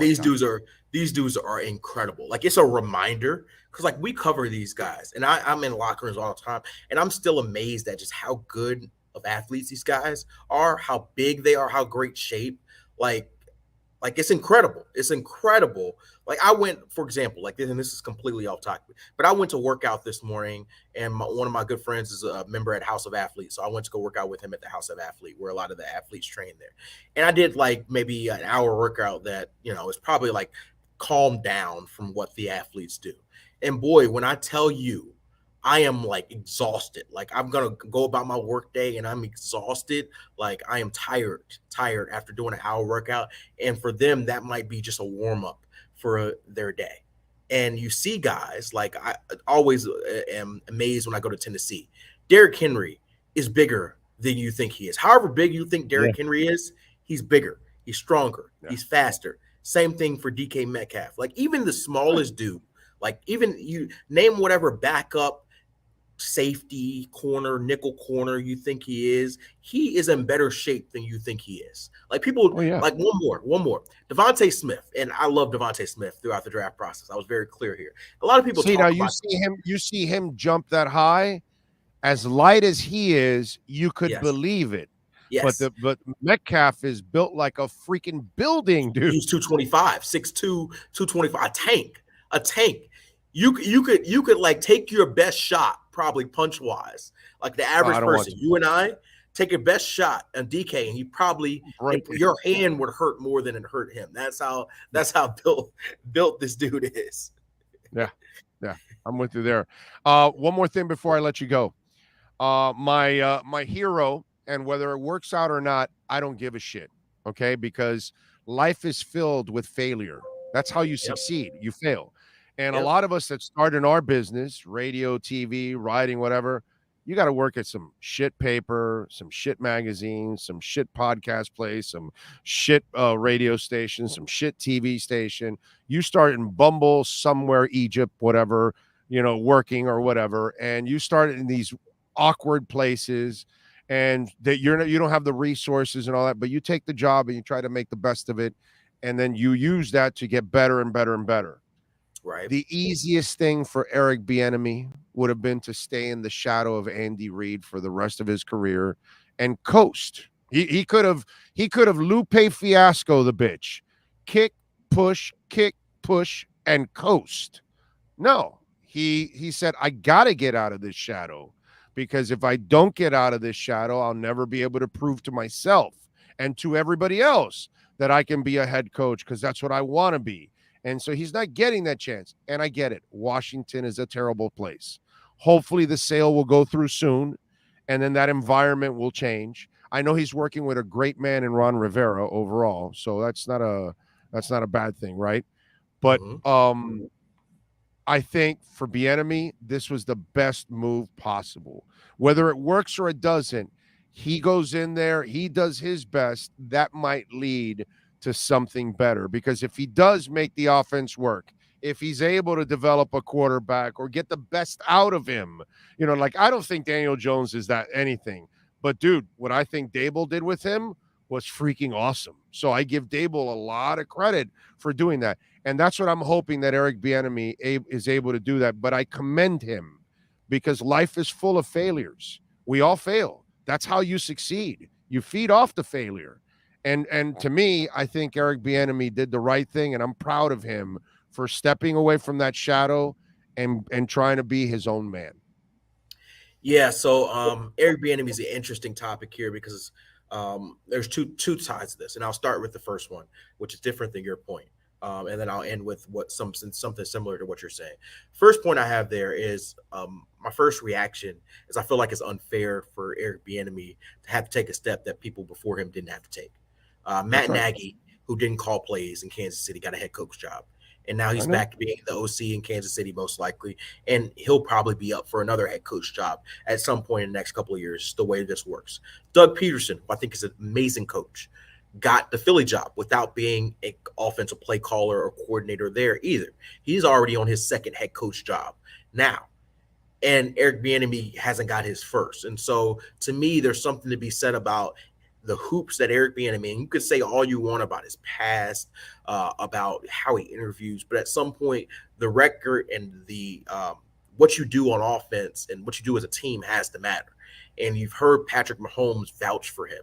You've heard players talk about how the scheme call he called finding something off the Jacksonville Jaguars tape in a Week 3 game against Philadelphia helped them play a call in the Super Bowl that helped them be wide open and score a touchdown.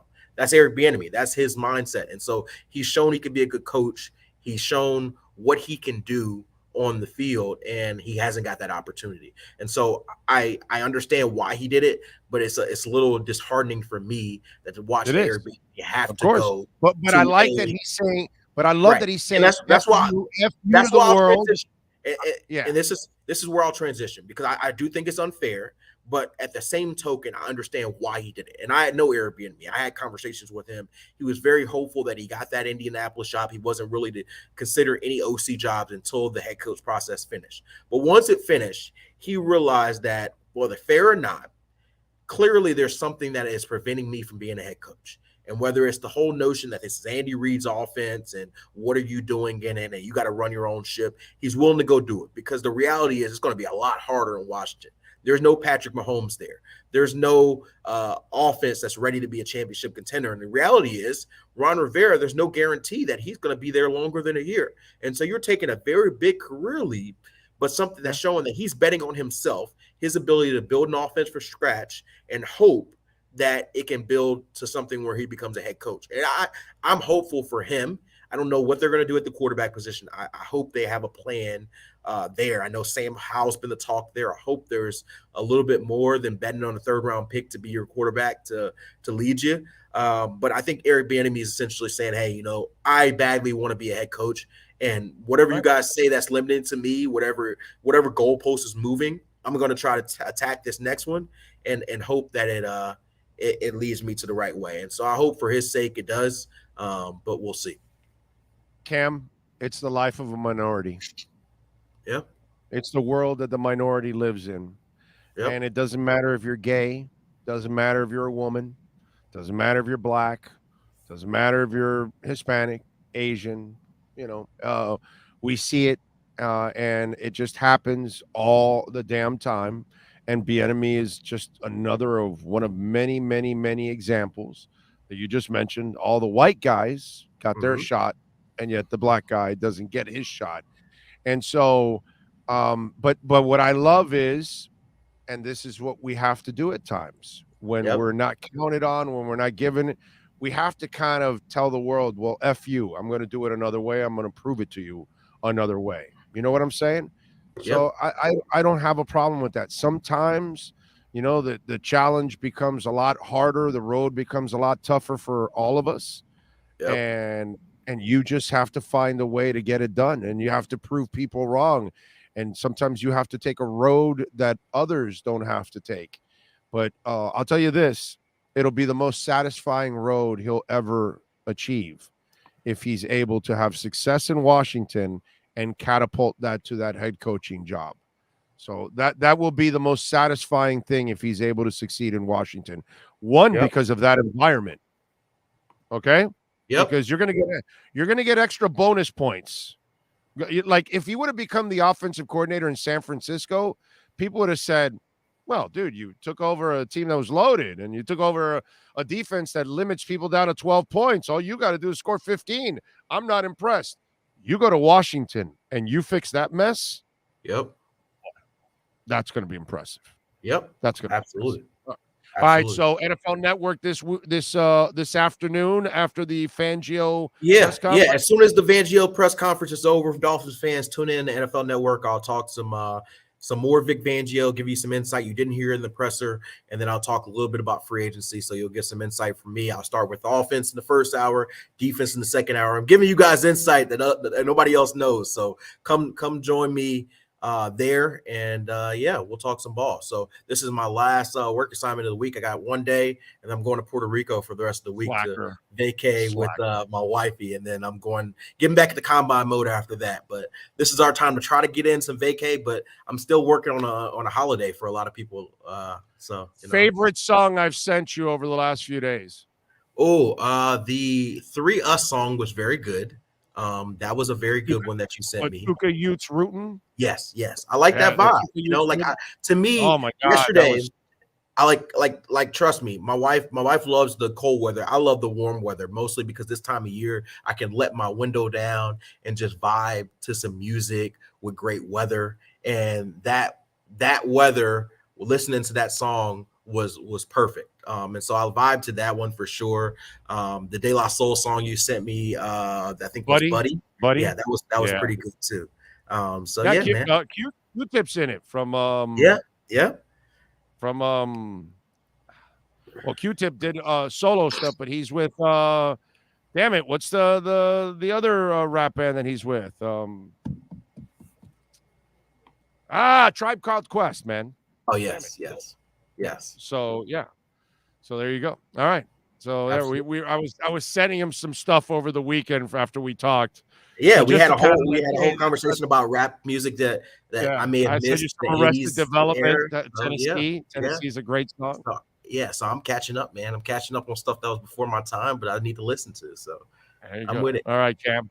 Enjoy your afternoon. We will talk to you later on in the week from Puerto Rico. Yeah, absolutely. All right, be good, baby. There you go. The Wolf Pack has been unleashed. This has been the KSDT CPA Pro Football Report with NFL insider Cameron Wolfe. KSDT is recognized by Forbes as one of the top tax accounting firms for 2022. KSDT CPA is a full-service firm that also excels in crypto. Visit them at ksdtcpa.com or call 305-670-3370. There's no need to drive around South Florida wasting valuable time looking for a new or certified pre-owned Acura. Go to the #1 volume sales dealership in the Southeast United States. Craig Zinn's Acura of Pembroke Pines. Purchase with pace and space in a dealership tailored to your needs. From home buying to providing that personal touch. Contact the 2020 Satisfaction Award winner Craig Zinn's Acura of Pembroke Pines. 888-776-5123. That's 888-776-5123. Or visit them at 15601 Pines Boulevard in Pembroke Pines.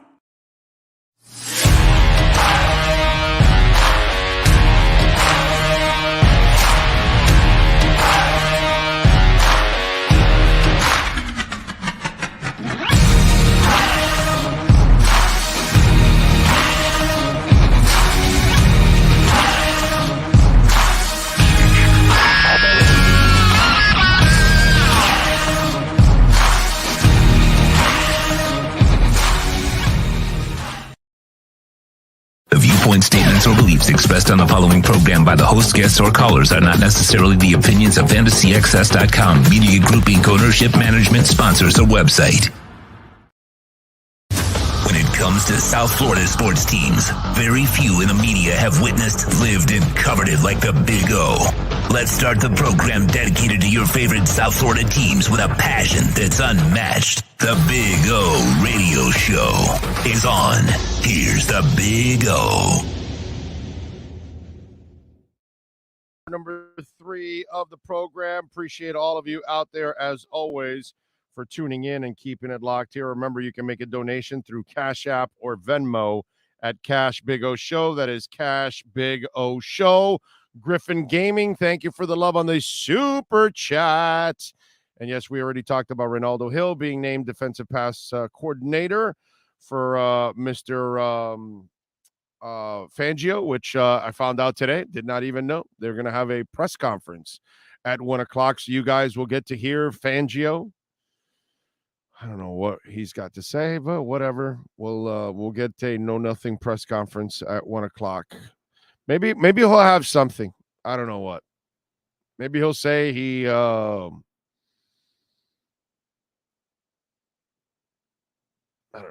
don't know what to tell you. He likes to attend orgies. I have no idea. Maybe he'll say something. I have no idea what he's going to possibly say in February of an off season. I'm happy to be here. Looking forward to working with the guys. Still addressing the coaching staff. I'm talking to everybody on board. We will make some changes. We'll tell you when. I'm very excited about Ronaldo Hill. I've known him for a while. So there you go. So, I mean, the same old company line stuff and all that. I just don't really expect too much from a mid-February press conference. How about that for Ricky Steinhaus Jr.? All these multi-car teams are in the single-car team that beats them all. Sure, takes luck, but he was in position and won. Yeah, all the crashes at the end kind of set him up. So, yeah. Griffin says, we didn't have an official OC in 84 from the looks of it. I'm sure there was a de facto play caller, but I can't find it. In 84. The great Chuck Studley.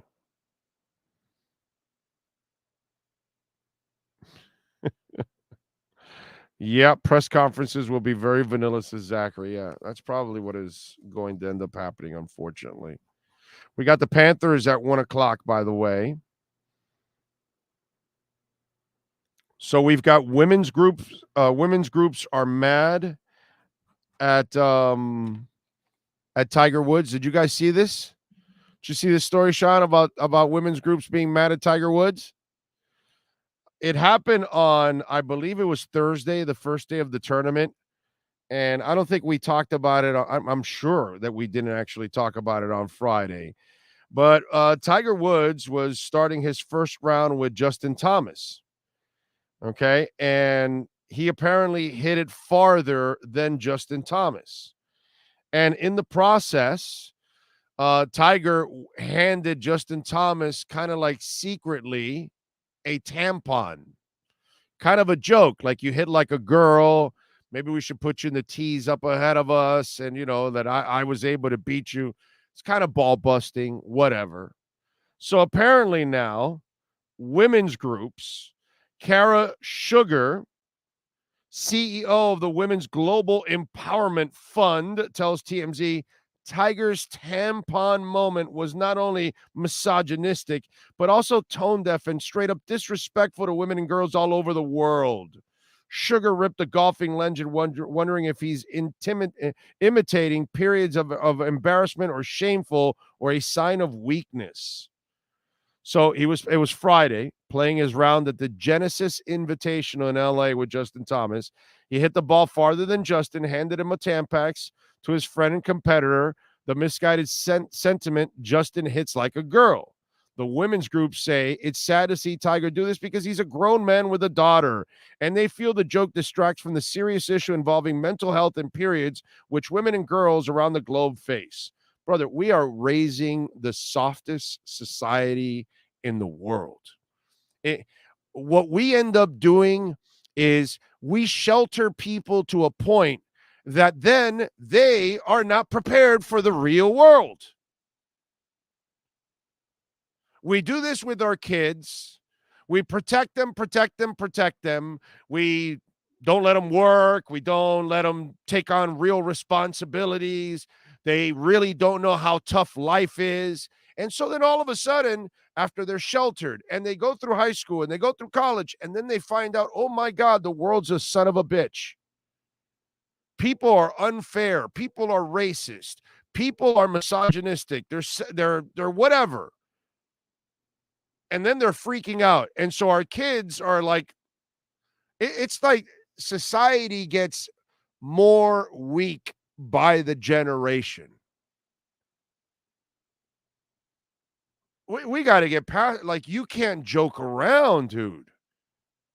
Oh, and by the way, women of the world, you don't hit farther than men.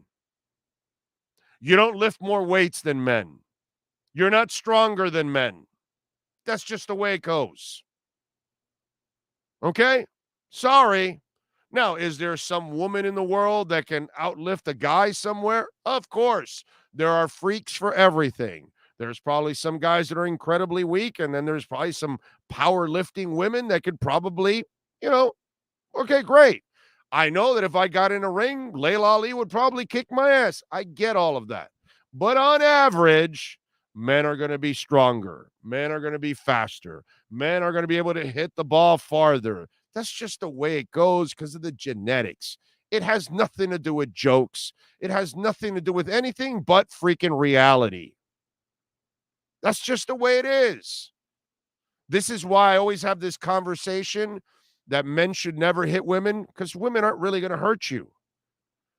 They can hit you and slap you. Yeah, if it's Layla Ali hitting you, yeah, you might get hurt a little bit there. Okay? I get it if it's a professional fighter or something. But if it's your normal girlfriend, wife, whatever, you do what Jay-Z did. You hold, you wait, that's it. You don't hit back, you don't do anything, because their slaps aren't going to hurt you. I'm sorry, is that misogynistic? Sorry. They're not going to hurt me. Okay? I'm 6'1", 270, I think it is now. No girl's going to hurt me with a slap. Okay? That's just the way it is. It's not misogynistic. It's nothing. It's freaking reality. And Tiger handing the guy a tampon is a joke. But everybody gets bothered about any stinking comment that's out there, even if it's the truth or even if it's just a joke. We can't joke around anymore. And this is why we're there, because we shelter everybody to a point. Maybe that's, the twisted part about Neil Rogers' show back in the day, right? The idea was to desensitize, because that's how we were when we were young. That's why your dad can call you an idiot, and 5 minutes later, you're hugging your dad, he's hugging you, and you forgot all about it, because we're not sensitive. Oh, my father called me an idiot.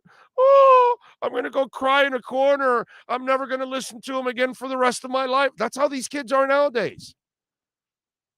They get insulted and they're like, oh my God, you insulted me. That's it. I have, what's that called? Turned you off. What's that called? What they do in today's society? They, what is it that they do? They shut you out. What's that called? I forgot. Damn it. What's that phrase? Cancel culture. Yeah, of course you're canceling me, because your punk ass is too sensitive. My God, I had teachers that told me I would not amount to anything. I laugh at that. The hell, dude? What am I going to do? I mean, if these kids had the teachers we had back in the day, if they had the parents we had back in the day, we came out just fine. Just fine. Okay? We're just fine. We're probably better than fine because we're actually a lot tougher. Maybe that's the good thing about Richard Pryor and Don Rickles and Neil Rogers and all of these kind of the reality made fun of it and kind of desensitized it all. Because that's kind of what happened to us. It desensitized it for us. We were able to laugh about these kind of things. We don't look into it like, oh my God, we're insulting women. Really? Like women on average don't know that they don't hit longer than men? Come on. Give me a break.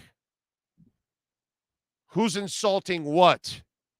You don't live in reality? Our societies just get softer and softer by the day, and it's all our faults because we want what's best for our kids, but we want it to a point that it's unrealistic for everyone else.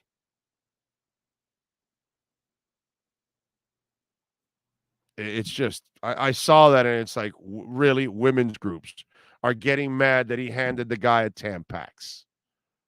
Give me a break, dude. That's our problem here. We're so stinking sensitive in this world. You can't even joke around. My God. Again, you lose. I win.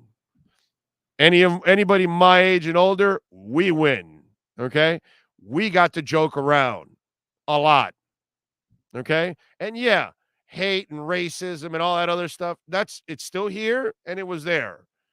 But man, could we at least handle adversity a lot better than any of the garbage that goes on now with these last couple of these millennials and these Generation Zs. My God, we did a terrible job in this country with these kids. An absolutely terrible job. We created a couple of generations of a bunch of wimps. Absolute wimps. It's disgusting. I'm insulted. Okay? I'm insulted with the weakness that we've developed over the last 35 years. Cap for Life says this world is becoming the movie what is it? Idiocracy.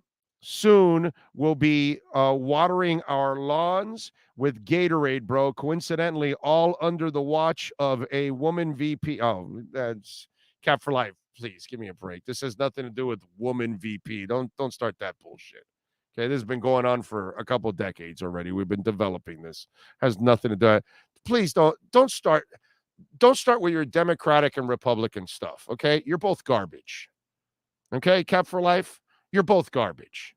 Okay? There's nothing more sewer-ridden than the orange man we just had for 4 years. Okay? There's nothing worse than that piece of shit that was there in the office for 4 years. Okay? Biden's a bum and he ain't nothing. I get all of that. Okay? Biden's the same bad president we voted in like George Bush Jr., just like Gerald Ford. It's all the same, but please don't try to make it like a Democrat or a Republican thing. Please, okay?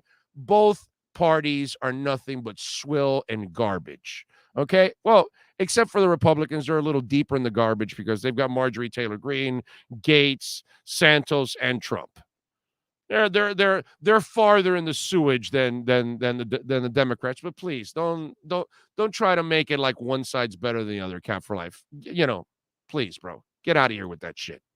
Okay? Get out of here with that. Just, I'm so sick of you loser Democrats, you loser Republicans, that you think your side has something. Like it's figured something out. You're both disgraces. And you're both losers if you think your side's got it figured out. Okay? Because if you think the Democrats got it figured out, you're a freaking loser.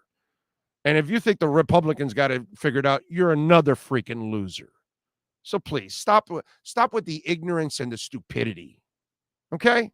You're just as stupid as the people that actually think there was a rigged election. Okay, that's why you had a lot of dumbasses listening to Fox and buying all that crap. So please don't play the political game here, because I'm going to crush you if you're a Democrat. I'm going to crush you if you're a Republican. You're both a joke, Cap for life. So get lost with those kind of comments. Jesus Christ. It's just, sheep. That's what it is. You loser Democrats and you loser Republicans, you're nothing but sheep. You can't think for yourselves. And you actually defend any of those sides. Give me a break. Okay? Why? Because one's slightly deeper in the sewer than the other. You're both in the sewer. Okay? And nothing made it worse than the last guy that was in the presidency. That's the ultimate low point of our entire existence as Americans. So enough already with any of those sides. So, hey, Zachary, listen, if you don't want politics, get lost, bro. Here, there you go. You can block Zachary too now there, Sean. Bro, listen, let me tell you guys something. I talk about whatever the hell I want to talk about on this show. So you don't like it, Zachary? Get lost, bro. Get lost. So if I feel like slamming Joe Biden or Trump or anybody, I'm going to do it. You don't like it? Get lost. If I want to talk crypto or music, or I want to talk about life, or I want to talk about sports, that's what this show is. Okay? I'm going to talk about whatever the hell I want to talk about. And if you idiots want to think you want to defend your Democrats or Republicans, I'll be happy to embarrass you. I'll take pleasure in embarrassing you. And if you don't like it, Zachary, guess what? You don't get to comment on it anymore, because you broke the rule of this show. If I catch you trying to tell me what to talk about, you're gone. You're gone. You will not comment on the show. Now you get to watch if you feel like it, Zachary, but you're never going to comment again unless you want to go open another email. You can go ahead and do that. But now you can't comment ever again on the show. You're gone. Your history. You're in the archives. So if you want to tune out, you can go ahead and tune out. But I'm not here to do what you want to do. I'm here to do whatever I want to do. It's called the Big O Radio Show. Understand that. And rule number one is I make the rules, not you. So if you don't like what you're not hearing, you're more than, it's a free country, my man. Free country.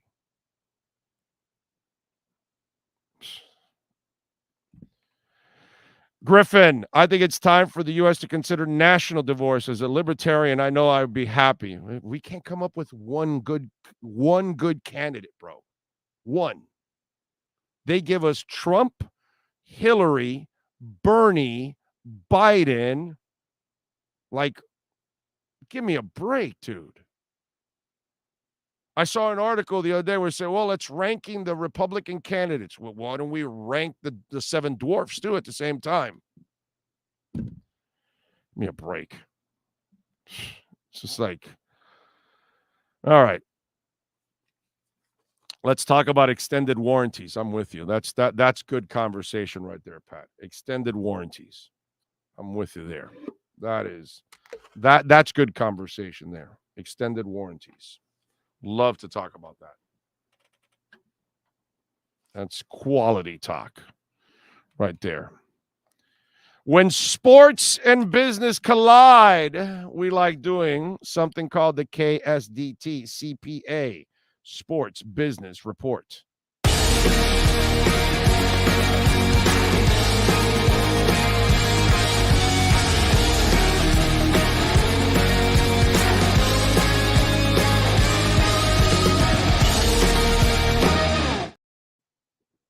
Well, Sean, your boy wants a lot of money. Vince McMahon is seeking $9 billion for WWE, according to Bloomberg. The 77-year-old McMahon reinstated himself as executive chairman to oversee the sale of his wrestling empire and set the stage for WWE's next cycle of media rights deals. Despite leaving WWE last year over a sexual misconduct lawsuit, McMahon still rules the controlling shareholder. Front Office Sports previously reported Saudi Arabia's public investment fund leads the list of possible bidders for WWE. The deep-pocketed fund has upended the golf industry with its financial backing of Rebel Live Golf's challenge with the PGA Tour. WWE has a 10-year agreement to hold 2 live events annually in the kingdom. The deal is worth $100 million a year, WWE, according to WrestleNomics. Is that, you follow that site, WrestleNomics, there, Sean Stanley? Yes, I do. You would. Anyway, the Saudis have plenty of competition if they want the WWE, according to Bloomberg. Endeavor Group, which bought the controlling interest in the UFC at $4 billion in 2016. Comcast, NBC, Universal Media, and Fox Corp already boast media deals for Monday Night Raw and Friday Night SmackDown. And Amazon, which has $1 billion a year deal with the NFL through 2033, and the Walt Disney Company, where Bob Iger recently returned to power. Yet McMahon may not find many buyers eager to pay his price, considering the shaky global economy and rising interest rates. A valuation of $9 billion amounts to about 7 times what the company is at $1.2 billion in sales last year, and 23 times the adjusted operating income before depreciation and amortization before at the high end for the entertainment industry. So apparently he is asking for too much money, which means the Saudis will buy it because they don't really care about profits. So you tell me, Sean, what's going to happen here with this? Who's going to end up buying this? Because he's asking for a lot of money.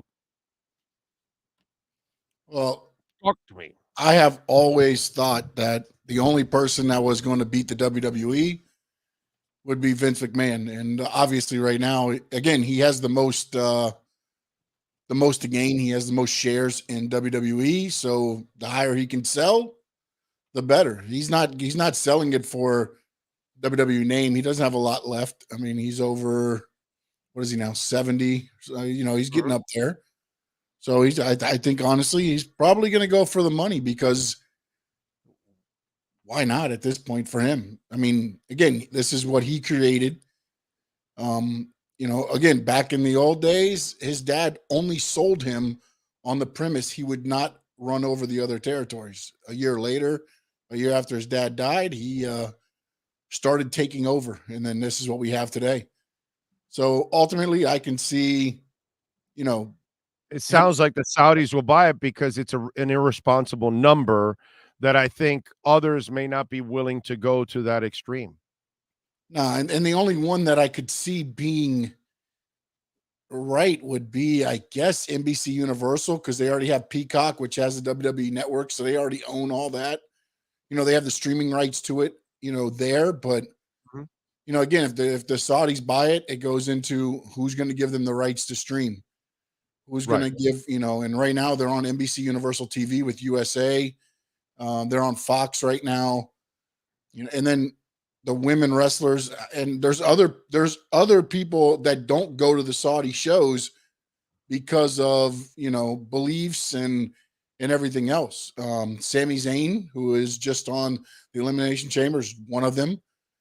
There's a bunch of them that, that will not, will they, again, I get it. They're going to own it. Will they be heavily involved in it?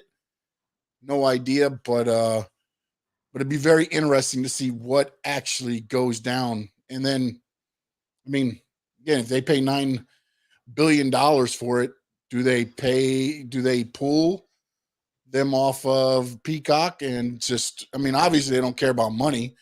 So just pay Peacock what they owe them to break the contract and then start streaming their own and charge more. I mean, there's a lot that goes into it, but my main thing was the only person that would take out Peacock would probably want to break that contract just so they don't have to deal with the blowback from the public and the whole Saudi thing.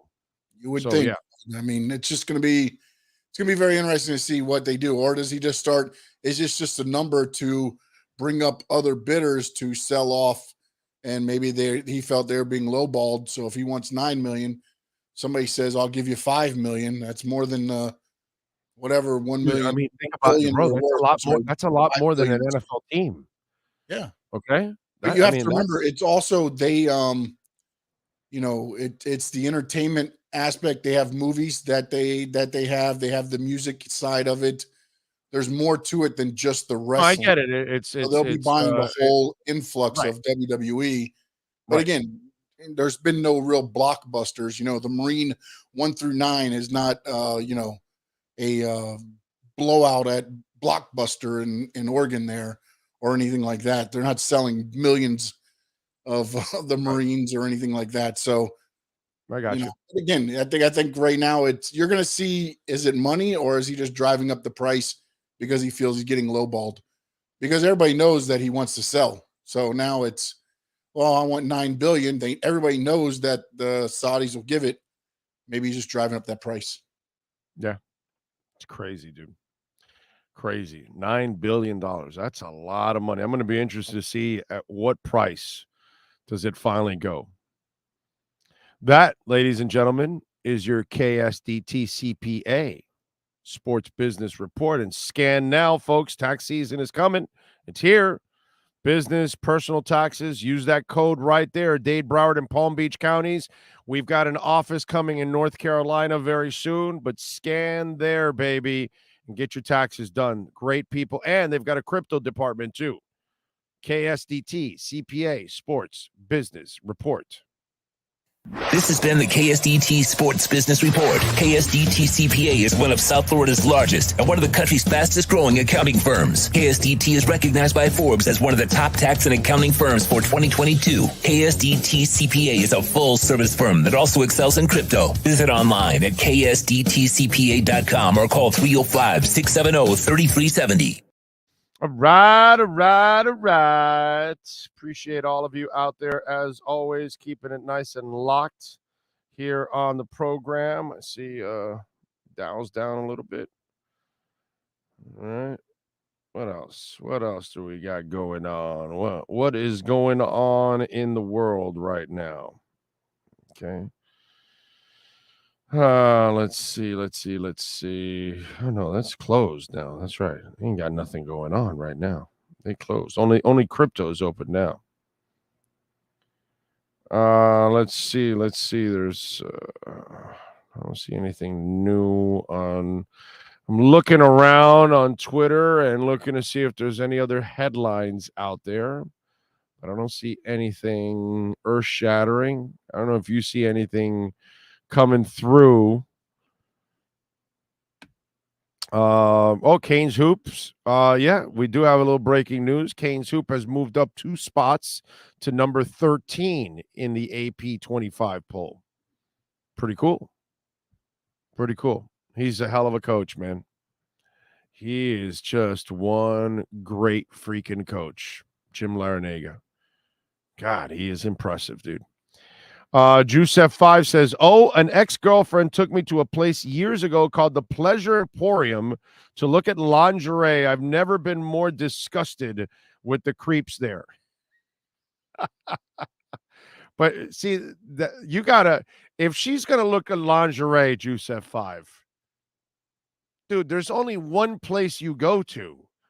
It's not the Pleasure Emporium that you go for lingerie. If you're going for toys, then I get why you go to the Pleasure Emporium. But, dude, there's only one place to go. It's called Victoria's Secret. That's where you go. That's where you're supposed to take her. Juicef5, dude. You dropped the ball. You Sammy Smithed it right in the end zone against the Oilers. Twice. Because remember, Sammy didn't do it not one, not 2. So, brother, come on. That is the law. Okay? As Nino Brown would say, that's the law. Come on. You got to take her to Victoria's Secret if she's looking for that. Plus, it's a better atmosphere. And then you're going to be the perv because you're there with your girl, but then you're going to see other women there. So then you'll be the perv. So be the perv and go to Victoria's Secret. What's wrong with you? Juice at 5. You dropped the ball on that one. Yes, sir, Brett. R.I.P. to Richard Belzer. I did talk about it earlier. Let's see. Eric Storm says Victoria's Secret doesn't carry bigger than Triple D cups, though. Well, wait, how do you know his girl has bigger than Triple D cups, or it's your girl that has bigger than Triple D cups? That's a wide load. Okay, so wide load there, Triple D's. That's a lot of fun. Slightly more than a handful. What else do we have? Was Pee Wee Herman there? King Short wants to know. Yes, Alvin Kamara is in trouble. Yes, he got indicted for that. Yeah, he's a dumbass. Yeah. Florida Boy says, not sure if you missed my super chat. I'm sorry. Let me see. Florida Boy, I'm sorry. There it is. Hey, what do you think of the XFL? I was at San Antonio's game yesterday. Went from a blowout to an L in a matter of seconds in the fourth quarter. Florida Boy, I did not watch any of it, so I cannot comment on it at all. Okay, I did not watch 1 second of the XFL. Maybe I'll catch some of it this coming week. I'll try to catch some of it, but I did not watch anything, so I can't comment on it, dude. I would love to. I appreciate you sending me the super chat. Sean and I appreciate that immensely. But I did not watch any of it. So I'd be, I'm not going to bullshit you and say, oh, I saw this, that. And I haven't even seen the highlights. I didn't even see that. The only highlights I watched, like I told you, was the 3-point contest and the dunk contest and some of the Metcalf dunks. For the All-Star weekend. Those are the only things. And I didn't even watch him. I didn't watch the All-Star game. I watched the condensed highlights on YouTube, which again, thank you, YouTube. Thank you for adding that element. It is just so fantastic. All I need now is, I want Bitcoin to hit 25, maybe move on to 26 today. Come on. That's all I'm asking. That's all I'm asking. Bitcoin's up almost 1.5%. It's up to 24,878. It wants to bust out. And by the way, it looks that a lot of this pump is coming from Asia. China is now allowing institutions, not necessarily retail, not the average person yet, because they want to keep them dumb and controlled. Kind of like what the U.S. government's doing to some of you out there, telling you about crypto and telling you Bitcoin and all that, and it's FUD and all that, because they want to keep you stupid. But anyway, and Japan now is also allowing its citizens and everybody to go full board. It's funny when people tell you, well, China is against crypto. VeChain's Chinese. Okay. And check out the surge in VeChain. It went from under 2.5 cents, like 2.4, 2.3, and it's gone over 3 cents. And to make that move, it's a double-digit move. Obviously, that there's a lot of money coming in from the Far East. So I think a lot of this crypto pump is coming from China and Japan. There's a lot of money being put into the markets. And I think crypto is definitely one of them that is benefiting. And I think some of the issues, I think the issues with Bitcoin, it's going to go up faster than I think even I expected because of all the crap that's going on around the world. And I think other countries are going to start to embrace it big time. Big O, this country, we can't talk to one another anymore. It's this view or that view, and then there's nothing in the middle. People don't see each other's views anymore and need to just come together as Americans. Dan B, there's less and less of the middle of the Democrats and the Republicans. There's less and less of those. The Republicans and the Democrats that are more in the middle, like what you're talking about, we can see eye to eye. We can, talk about the issues and compromise and those kind of things. It's the extremes. That's the part that I hate about Democrats and Republicans, that they're not willing to talk enough about how their parties are ruined by the extreme left and the extreme right. That's our problem, Dan. Okay? In general, there's nothing wrong with Democrats or Republicans. Okay? In general, that small portion that's in the middle. Okay? Yeah, different points of views. One might be more conservative, the other might be more liberal, whatever, all those silly things. We could argue and discuss and all that, but it's the extremes. And then that's what I hate about Democrats and Republicans that drives me crazy, is that the ones that think that their parties are perfect or their parties are on the right side. That's the part I love. Like they think they've got it right and the other part's got it wrong. No. And they allow that crap to pollute them. Okay? From an Ocasio to a Marjorie, even though they're completely different, right? But they're kind of like, Ocasio, she doesn't like any unions, dude. She votes against, she never supports any unions. Like, things like that, like, whatever, man.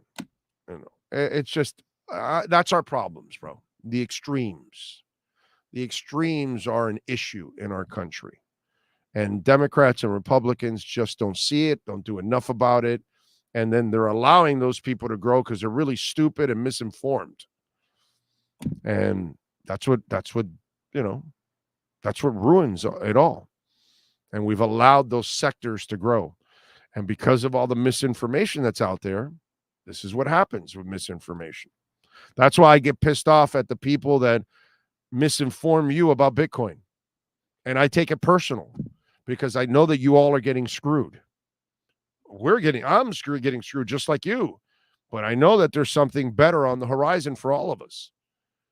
Because eventually the status quo will not work. The trillions of deficit that we're in is going to cripple us.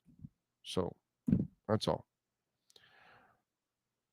Did you hear Paul Pierce is in trouble? Yes, we talked about it on the crypto show on Saturday. Yes, the idiot had to pay 1.4 million, 1.3 million or something like that of a fine. Yeah, because he lied. Rosendo says, I'd like to teach the world to sing in perfect harmony. Yeah, but you only get it in a Coke song. You don't get it in reality. Chris Johnson, that will never happen, Dan. Come together? Yeah, right. And everyone will get along in a perfect world. Yeah, Chris, you're right about that, bro.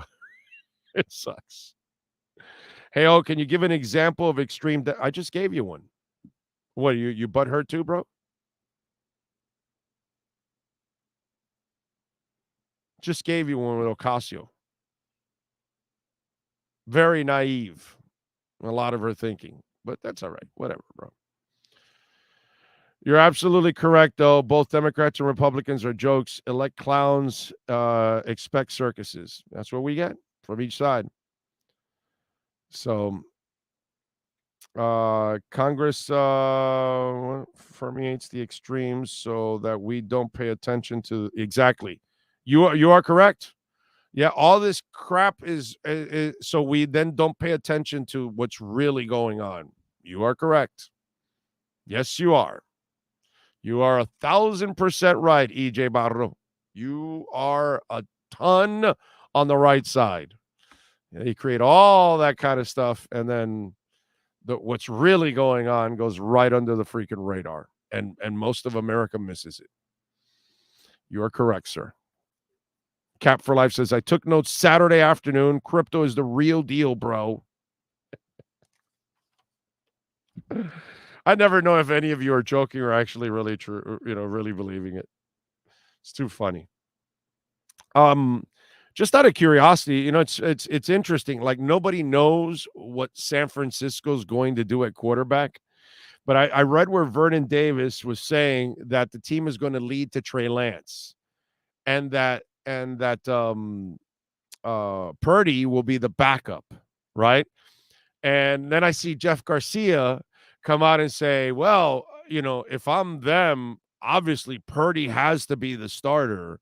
He's proven more than Trey Lance, which is true, actually. Right? And remember, this is the interesting part. Vernon Davis is the high draft pick stud player that turned into a hell of a player throughout his career, right?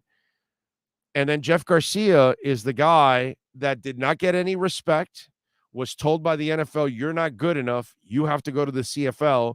Jeff Garcia went to the CFL, played really well, then got himself an NFL contract with San Francisco and had a couple pretty good years in that system and played pretty good, right? So Jeff is leaning to the Purdy kid, who's the 7th round pick, Mr. Irrelevant, and Vernon Davis is leaning to the high draft pick. It's kind of interesting how all of that kind of works out. But let me tell you something. Here's the interesting part about what's going on with San Francisco. They might think Purdy might be the better quarterback at the moment. But their problem is they're not getting over the hump. They're not winning a Super Bowl. And they have the team now that has to win a Super Bowl, and the window is now. But here's the other problem they have. They traded 3 first-rounders and a second, technically 2, because you still had to use you used one of your first-rounders to draft Trey Lance. So it's really 2 first-rounders and a second-rounder. So you made an enormous trade to move up to get Trey Lance, because you switched one of the first-round picks and then you added 2. So that's why I call it really 2 first-rounders and a second. But it's technically 3 first-rounders because you're using a first-rounder to draft a kid, plus 2 more in a second. You have to justify that. You have no choice. Brock Purdy did a really nice job, but he wasn't like amazing. Now, incredibly tough. Kid's a calm, cool, collective guy. He'll make tough throws. He didn't have to make a ton of them, but he made them when you needed them. And he made them at times, a lot of times, by the way, not at times, a lot of times on 3rd down. They made that kid throw the money throw and convert. So he has proven way more than Trey Lance ever has. Trey Lance has not looked good whenever he's gotten an opportunity. But because of the move, the front office and the coach, obviously the coach must have loved him, and then the front office must have loved him too, and they both went all in for this guy. They have no choice but to go with Trey Lance because they already know what they have in Purdy. If you go back and start with Purdy, that means you have given up on Trey Lance. So Vernon Davis is right. I don't know if he knows it by the way I explained it. I think he might be just guessing maybe. But the way I look at it is San Francisco will have to give Trey Lance every opportunity to start this offseason. Okay. Plus, Purdy's not going to be ready till the beginning of the year. So he will have the entire offseason. He has to make them feel pretty comfortable by then. And if he does, then he'll get the initial opportunity of it. And then if he screws it up, you can go back to Purdy because he's your 7th round pick. He's under contract, and it is what it is. You control him. It's not like he can complain about this.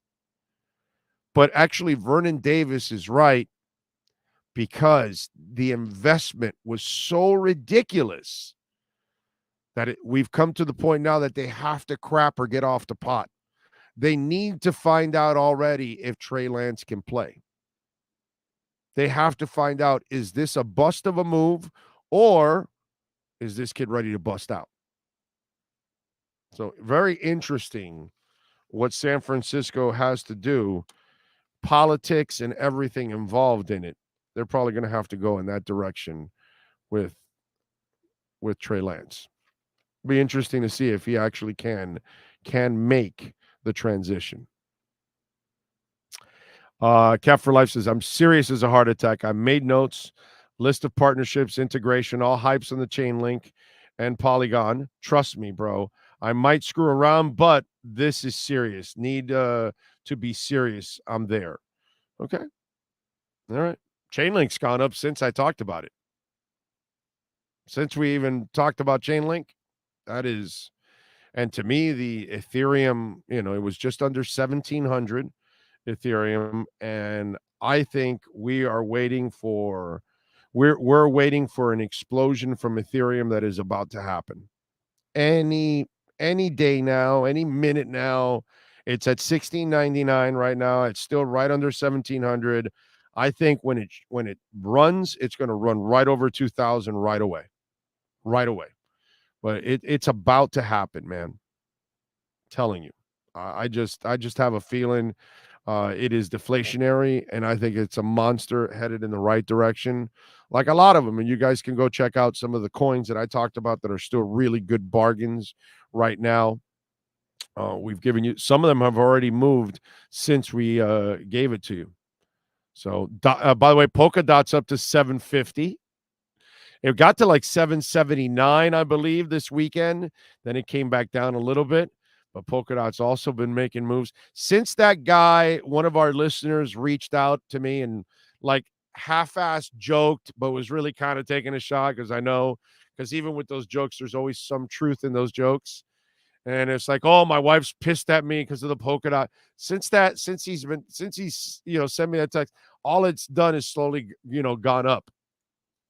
So I wonder where I don't know the guy's name. I forgot, but I remember him all the time because he told me that his wife was mad about the investment. And I thought that was funny as hell. Dan B says, also Purdy's going to have Tommy John surgery, so he isn't going to be ready for this season. Well, he is going to be ready, but it'll be right at the beginning of the year. So that's why he has to get every opportunity. And he has to justify the trade. One way or the other. Justify that it was a good trade or justify that it was a bad trade so they can move on and say, okay, Purdy's the guy. And then if he's not the guy, then we're going to have to find another guy, that kind of stuff. So they got to do that. What else? Big O Vic needs to get a middle line. Yes, he will. I'm sure he will, bro. I'm sure he will. You keep mentioning Ethereum. I think I might have invested on that one on your thoughts. You can't lose with Ethereum, my brother. Ethereum and Bitcoin are two can't miss in my eyes. I'm not a financial advisor. You should call a professional for financial advice, but for this dude here that loves crypto, that's your Apple, that's your Amazon, that's your Microsoft stock. That's one of those money stocks that you can't lose with Ethereum or Bitcoin at all. So, Juice F5 says, "Oh, when was your first crypto show so I can watch it?" Just about a month ago. You could just go on our YouTube page and just hit the videos, hit live, and then just go down. I want to say, what was this, Sean? The third or fourth show? I want to say third show. So 3 weeks. That's it. 3 weeks. And by the way, great job with the logo by Sean. Absolutely great job. And Juice F5, thank you for the super chat. Griffin Gaming, thank you for the super chat. AOC and Taylor Green are not extremists by any means. They're just, neocons and neolibs who pay moderate lip service to the populist movement in a desperate attempt to gain their vote. It's kind of comical. Yeah, but they're the problem in their parties. They're still the problem in their parties, Griffin. Those are the kind of people that they're kind of, Bernie's kind of extremist too. Sanders. Let's see. I haven't looked into crypto since I invested at the wrong time. What are your thoughts on Cardano's future? Amazing. I love Cardano. I don't stop buying Cardano. Don't stop. I'm still buying it because it hasn't made it. Now it's loaded. As I go listen to the crypto show and I explain it. The last I think that 2 weeks ago I explained the Cardano stuff. You may want to get into it, but I'm a huge Cardano guy. Enormous. Freaking love Cardano, Griffin. So I think Cardano will turn into just an absolute beast. Let's see. I'm sorry, Blaze is the one that asked me about that. Let's see. Big O, what free agent linebackers? Until I know who are the free agents, I'm not talking about it yet. We got to know who signed, who got tagged, who didn't, who got traded, all that kind of stuff. We still don't know, my brother. So until we get to that date and that we know everybody, then I'll get into it because I don't want to start talking about somebody that then gets tagged. I hate that. I used to do that over the years, and I would waste my time talking on that, and I'm not going to do that. I'm just not going to do that. I'm going to wait till I find out who really is available in free agency. And then we will then look at that list and say, okay, I like this guy, this guy, this guy. I hope Fangio likes this guy. I hope McDaniel gets that guy. I hope Chris Greer and company are going after this guy. Then we'll get into it. Is a digital wallet trying to copy a crypto wallet, or is it integrated? That's what it is. It's a crypto wallet. Digital wallet is a crypto wallet. So you get like a Trezor, get a Model T or a Nano, something like that. And that's where wherever you buy, you then move it right to your cold storage wallet right away. You don't keep anything on any exchanges. Okay? Don't do that, sir or ma'am out there. Keep it all locked in. All right. What else do we have? Hey, do you think Tommy Fury's going to beat Jake Paul there, Sean? What do you think? I honestly can care less about this garbage. Neither do I. Normally, I don't care much about it. But I will say this. I'm sure it'll get postponed right before the fight. You think so? Did you They've see been the trying video this of like 5 times? Did you see Tommy Fury in the video of his jab? No? Well, then let's play it for you. So Tommy Fury's getting ready for his fight with Jake Paul Sunday, February 26th. So he there's a picture here of Jake Paul, and then this is one of those punching machines. And here, let me just let you hear from Tommy Fury talking about his jab. Do you know what I'm going to do? I'm going to use my jab because I don't want to scare him off too much. I never have a feeling if I use my right hand, he might not show up. So I'm praying for him. Ready? Right. Ready? So there's a jab. Oh, and that's what would happen in the ring. Oh, my God. And that is with the jab. Oh, just the jab. That's the jab. That's the jab. It's what I say. If I threw the right hand, he wouldn't be showing up. Do you know what I'm going to do? I'm going to use my jab because I don't want to scare him off too much. I never have a feeling if I use my right hand, he might not show up. So I'm praying for him. Ready? Right. Ready? So there's a jab. Oh, and that's what would happen in the ring. Oh, my God. And that is with the jab. Oh, just the jab. That's the jab.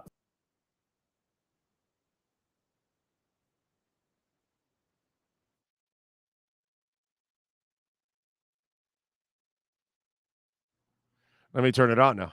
Ha, yes. So I'm just saying, for those of you that are dying to see Jake Paul get his ass kicked, does that inspire you that he might get his ass kicked?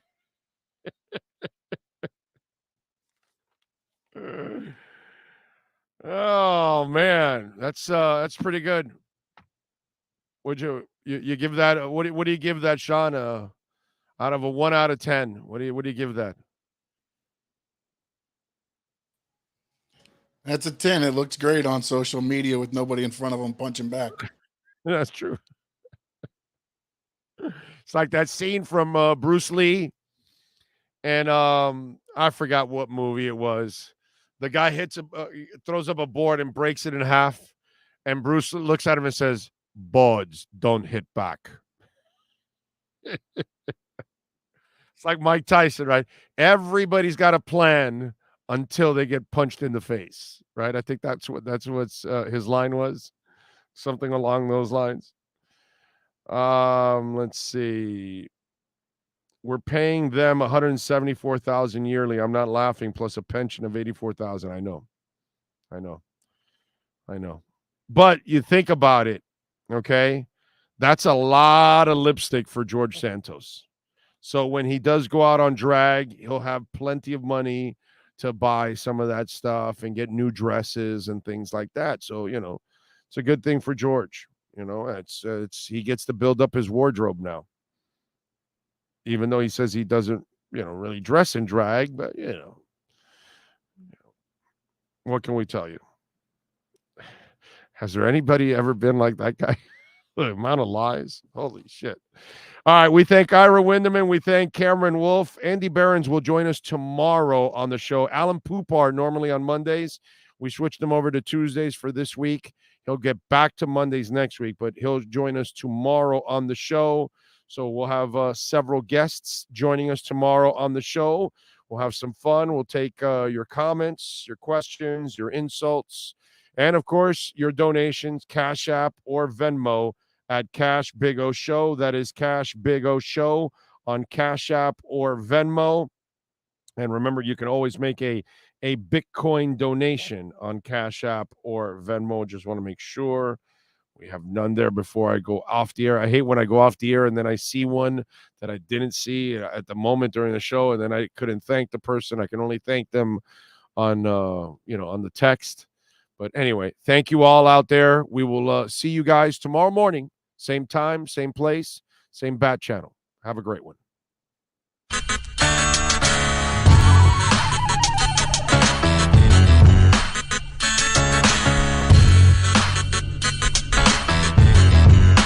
This is the